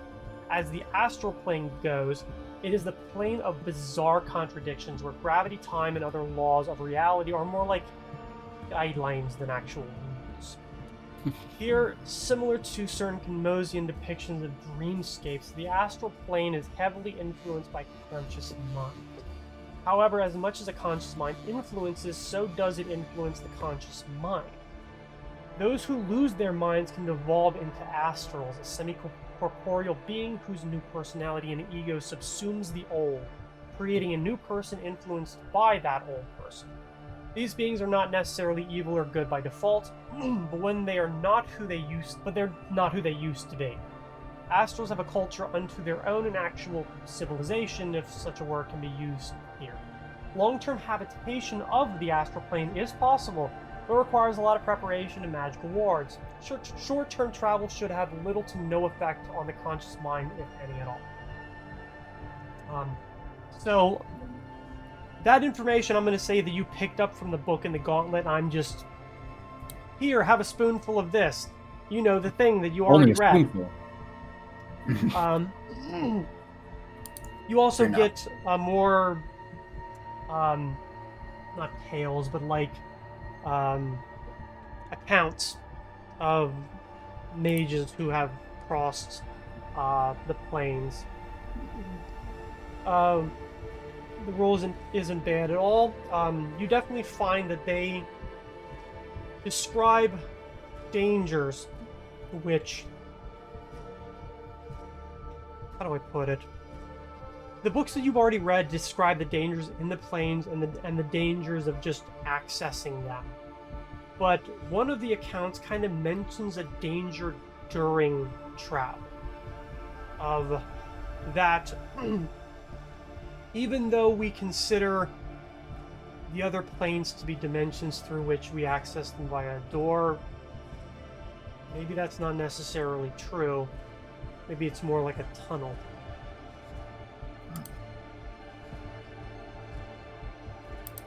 This is really fucking confusing. Yeah. It is going into a lot of topics. It's yes, it's a lot to consider. I do know of a particular item that could ensure a one-way trip at least. Really? Yes, it's a Wait. candle. You could travel there. Well, one way is kind of shit. No one wants to one-way travel to another plane. But that's So- still fucking awesome. It can be, but the conditions by which one would typically... It's not as fancy as the stories they tell where in a moment of crisis a powerful mage opens up a portal to another reality. You have to sit there and pray and meditate for like an hour and then burn this really expensive candle and then open up a gate into just somewhere. So if you were doing that with, say, the astral plane, I could see that easily going wrong. Oh, absolutely. It's bad enough if you were to open a gate to the plane of fire, for instance, where it's normally so hot that we can't survive without magic. Imagine if there was a nightmare or something. I don't need to imagine. I saw one yesterday.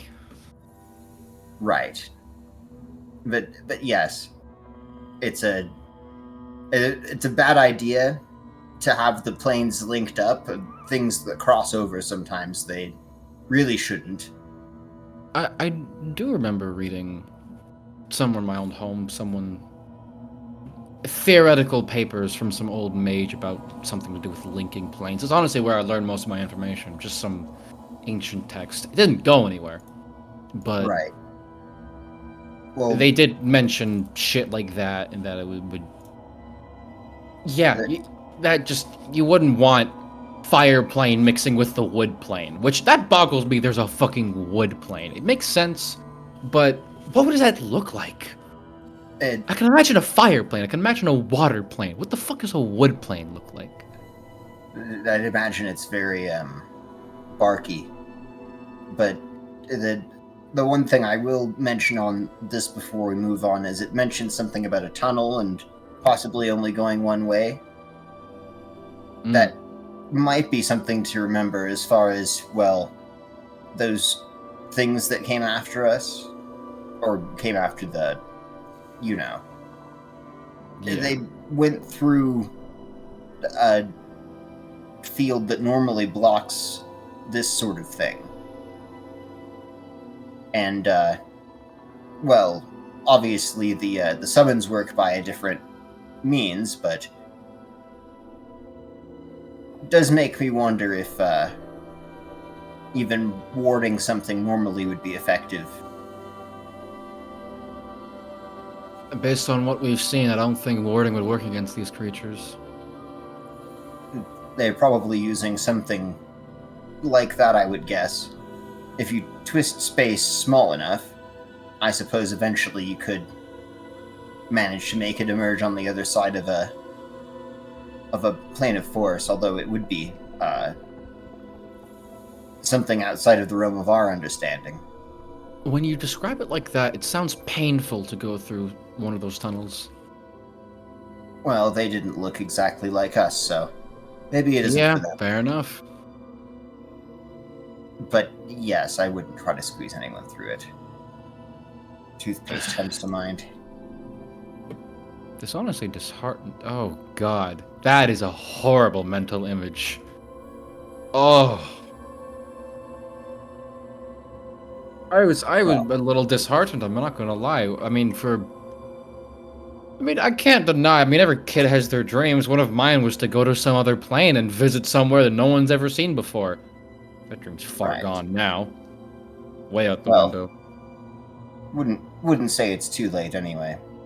But here. Well, now I don't want to. I don't want to be turned to toothpaste. Well, don't be a weird tentacle dog that steals grenades. Oh yes, I'll be sure to remember that. Try not to do that. Yes, next time I look at myself in the mirror and I see some tentacles popping up, like, nah, can't do that. Yeah. There were a few topics that I was going to look over here, but yes, if anything comes to mind, well, let me know. Well, just one question I had before we. I don't have anything else I want to research personally. I'm glad to help you with any research you need, but one thing that I was wondering, just thinking out loud, not expecting an answer, but it mentions Earth and airplanes a lot. Are you? I don't know if there's there's maps of the world and the local area. Is there a map of the planes, or the Earth and airplanes closer than the other ones? Is that why they were talked about so often, or? I don't know.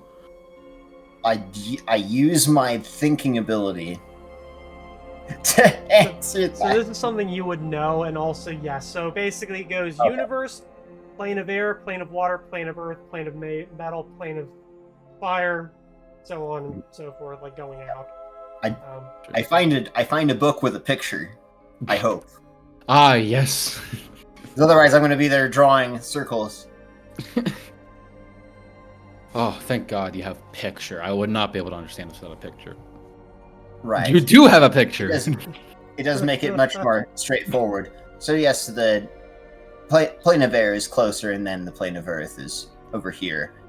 I see. But yes, I don't know if there's a map of them. That is a very interesting question.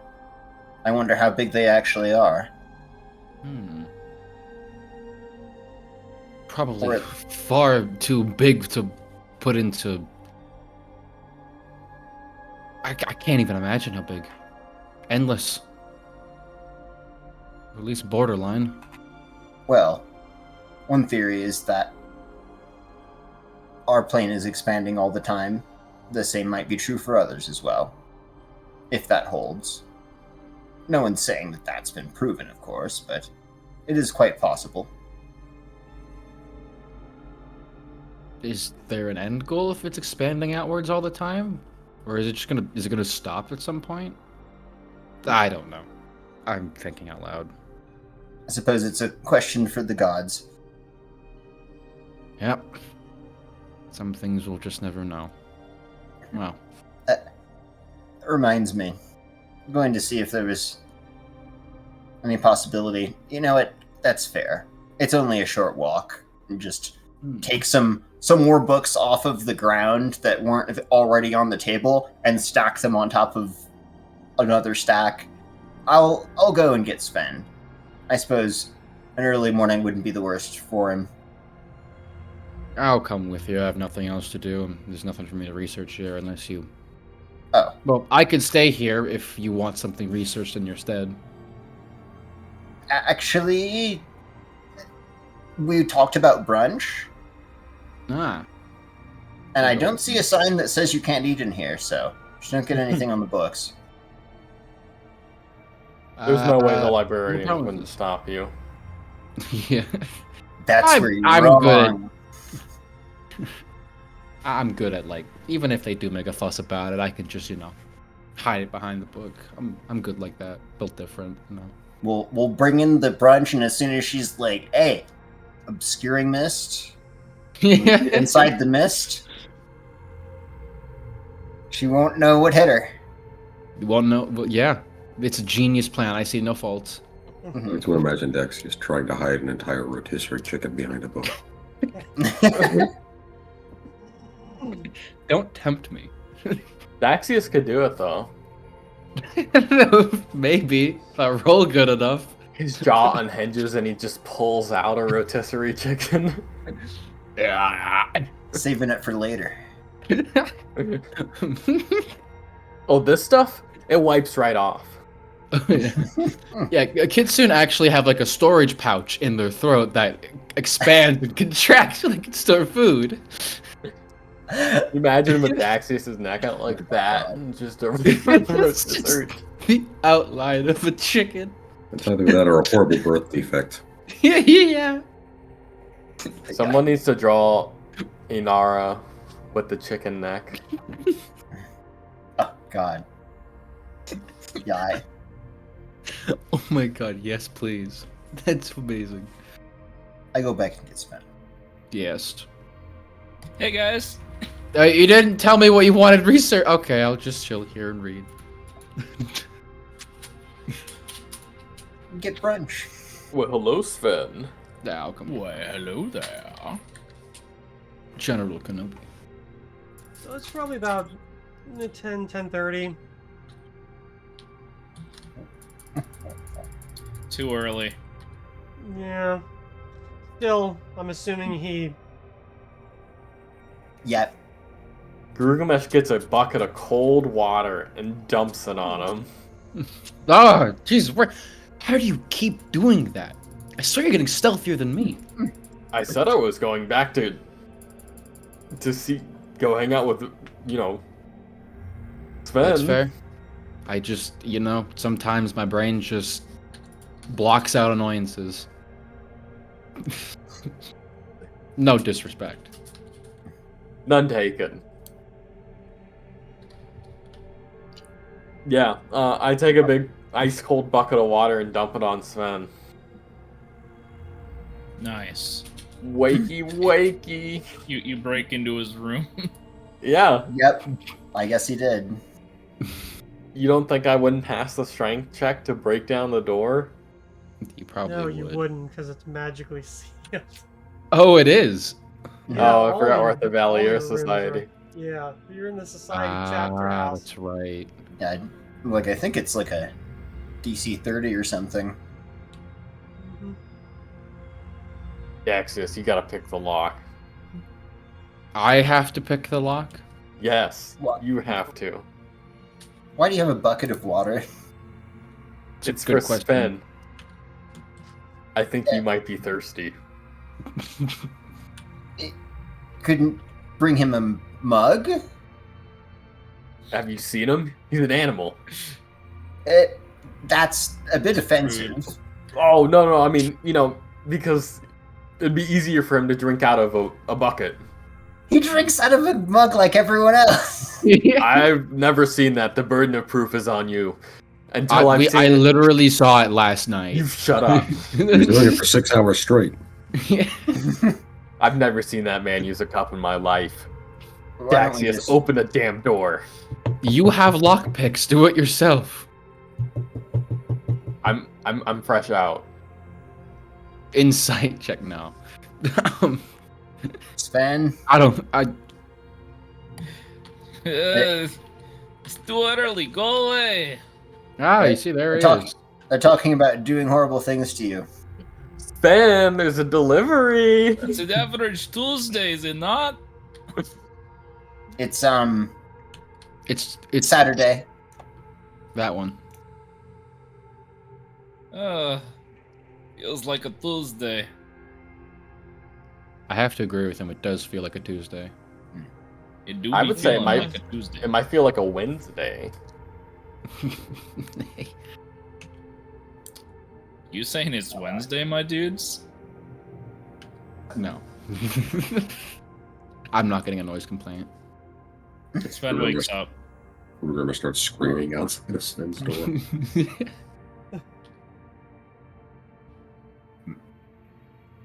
Oh, Sven wakes up and joins the party. Oh no, not so fast. As soon as you open the door, Hey Sven, look out! Right as it's happening. I'll roll reflex. At a -2 because I'm not expecting it.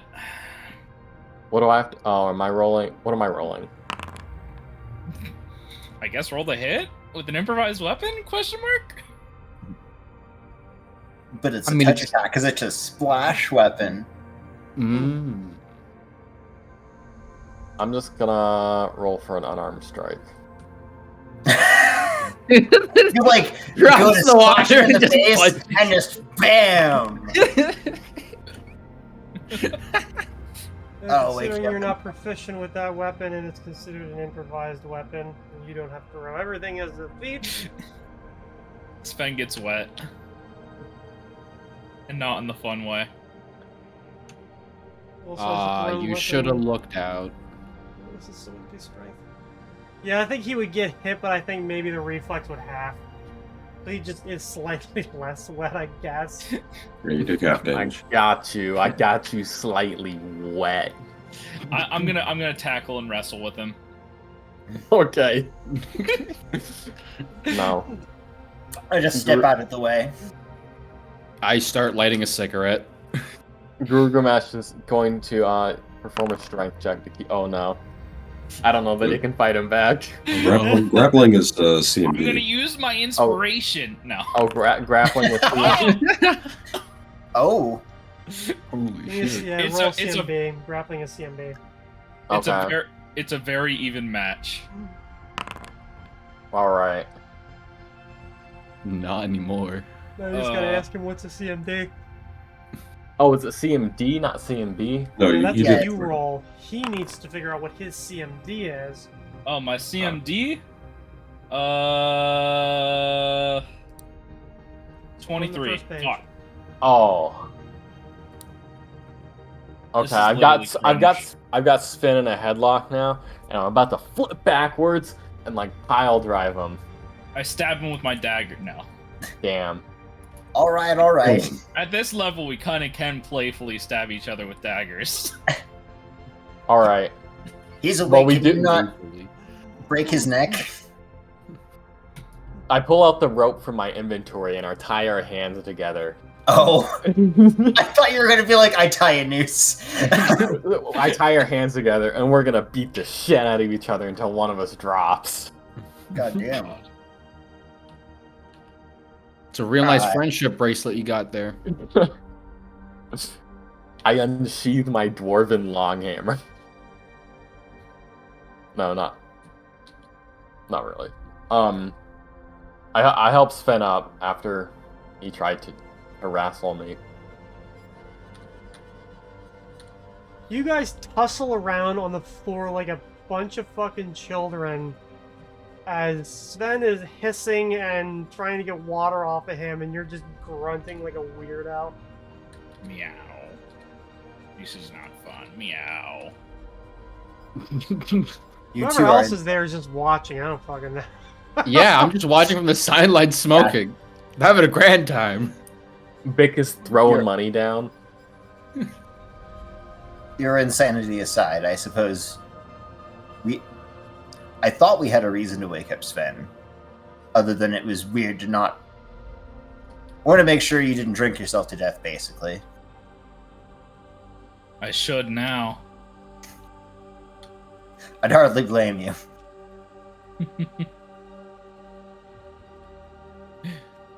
What did you guys want? Time for you to come out of your room. But mother, I was, It's mommy to you. goodness. but mommy. Okay. You made it weird. Yeah. If you needed anything researched, I could do that, but I was figuring I would keep it a little bit light today and make sure the plants are okay. And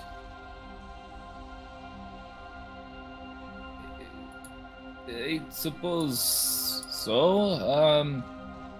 Oh, gods, what day is it today? What are we doing today? Saturday and recovering. Yes. There's Yes, a tar that's- barrel carry at Um, 10 tonight. Ugh. That's about it. Oh, I suppose that I have some things I should be doing. Me and Princess are gonna go steal catalytic converters. You're welcome to come. I don't Bring even up want to Baltimore. know what that is. I'm not too Invent interested catalytic in converters, install them in all the wagons in the city, then steal them back. I'm not too interested in that, but if we're at it, I could take the batteries and we could throw them in the ocean later. They make a very nice artificial reef. I just look at Ferdex like, what the fuck are they talking about? The electric saw eels it. need something to keep them company. I saw a news headline that said, "Brave car battery swims out to sea to explode near a child." It was the most heart-wrenching thing I ever read. I would guess so.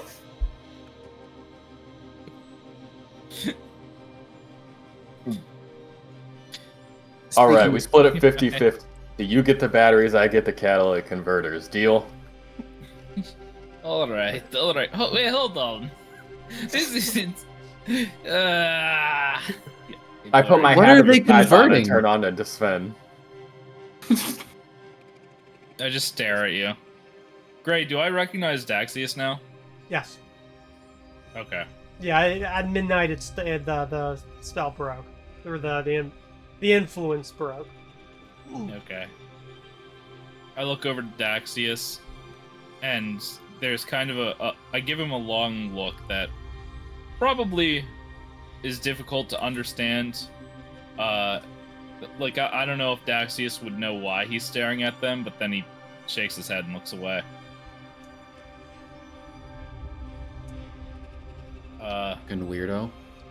And I guess... I join you guys.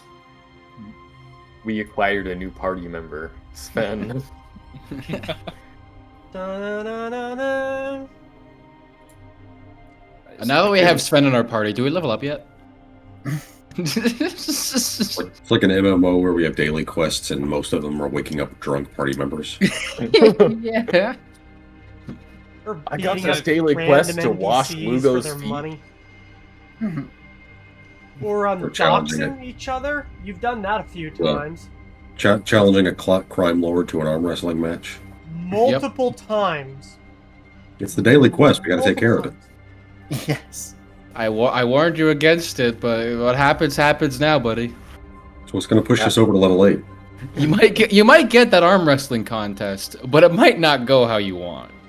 Remember the episode of Regular Show where Skips puts Rigby through a table? I actually haven't. I didn't have a childhood. I never watched Regular Show.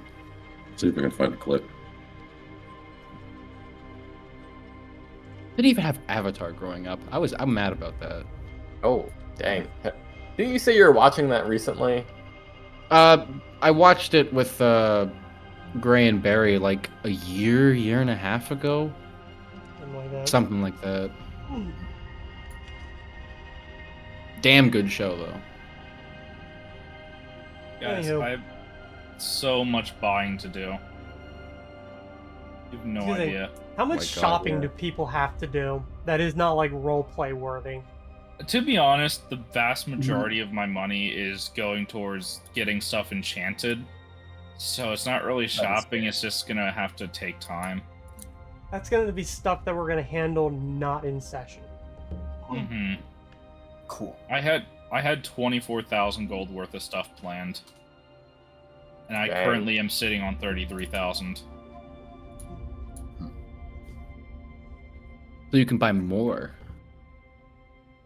Yeah. I don't I have don't know if anything Sven planned. would. Maybe he would. Oh, we need more wands of healing. Is there any research then you need done? Any what? For Research. Sven, research. I feel like that's something we should tackle next session.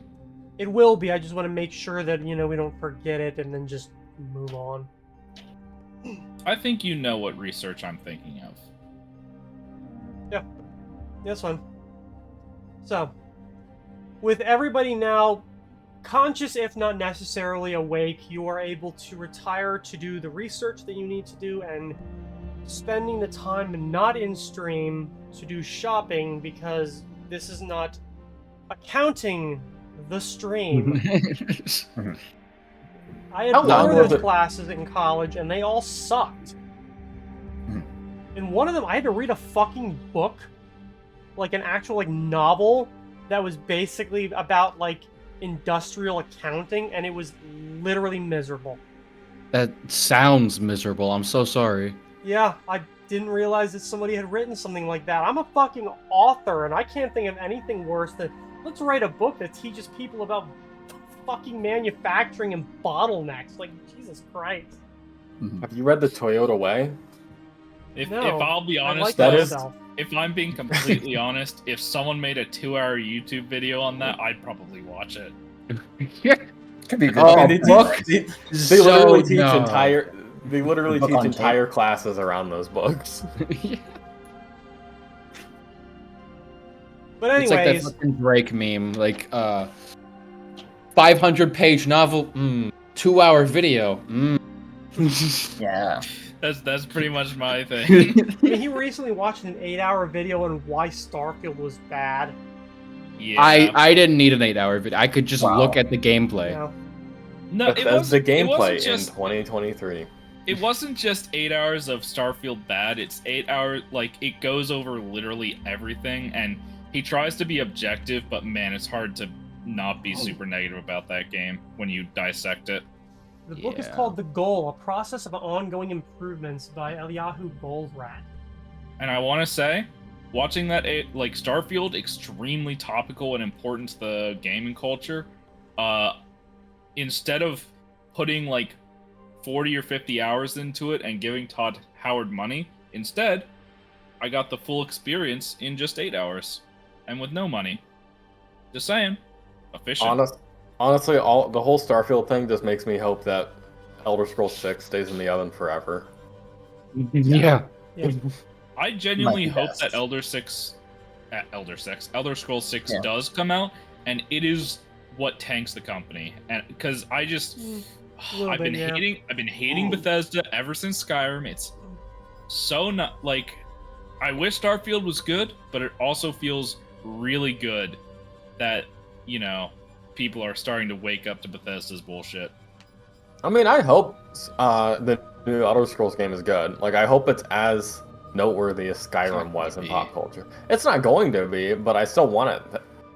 I still want to see it happen. Yeah. Okay, but Skyrim was noteworthy in pop culture, but it wasn't good. Who cares? Yeah. It was a It was fun good thing to- enough for the time. It was. Okay, It was a fun I'll thing let to you- have in pop culture. We're not gonna have this I'll- argument. We don't have time Yeah. for that. Yeah. So, Argument's not the word I'd use for it, but yeah. next time on you're Dragon right. Ball Pay, after the players figure out the shit that they need to buy and the stuff they want to research and put it into their, private chats, we will come back to doing some research letting them enjoy the spoils of their spoils, I guess, of their hard work, spoils of their labor. And I guess the one event today, which I believe only one person is competing in, and that is the tar barrel carry. Oh, Yeah, Sven can't be bothered today. I want to do that. Yeah. That's at 10 p.m. That would break my twiggy little arms. Hell yeah. definitely all you. So, thanks everybody for watching, and I'm glad that I think we've finally gotten our technical problems mostly under control. So, see us all next week. Thanks for showing up. Thanks for watching. See you then. Bye. Bye-bye.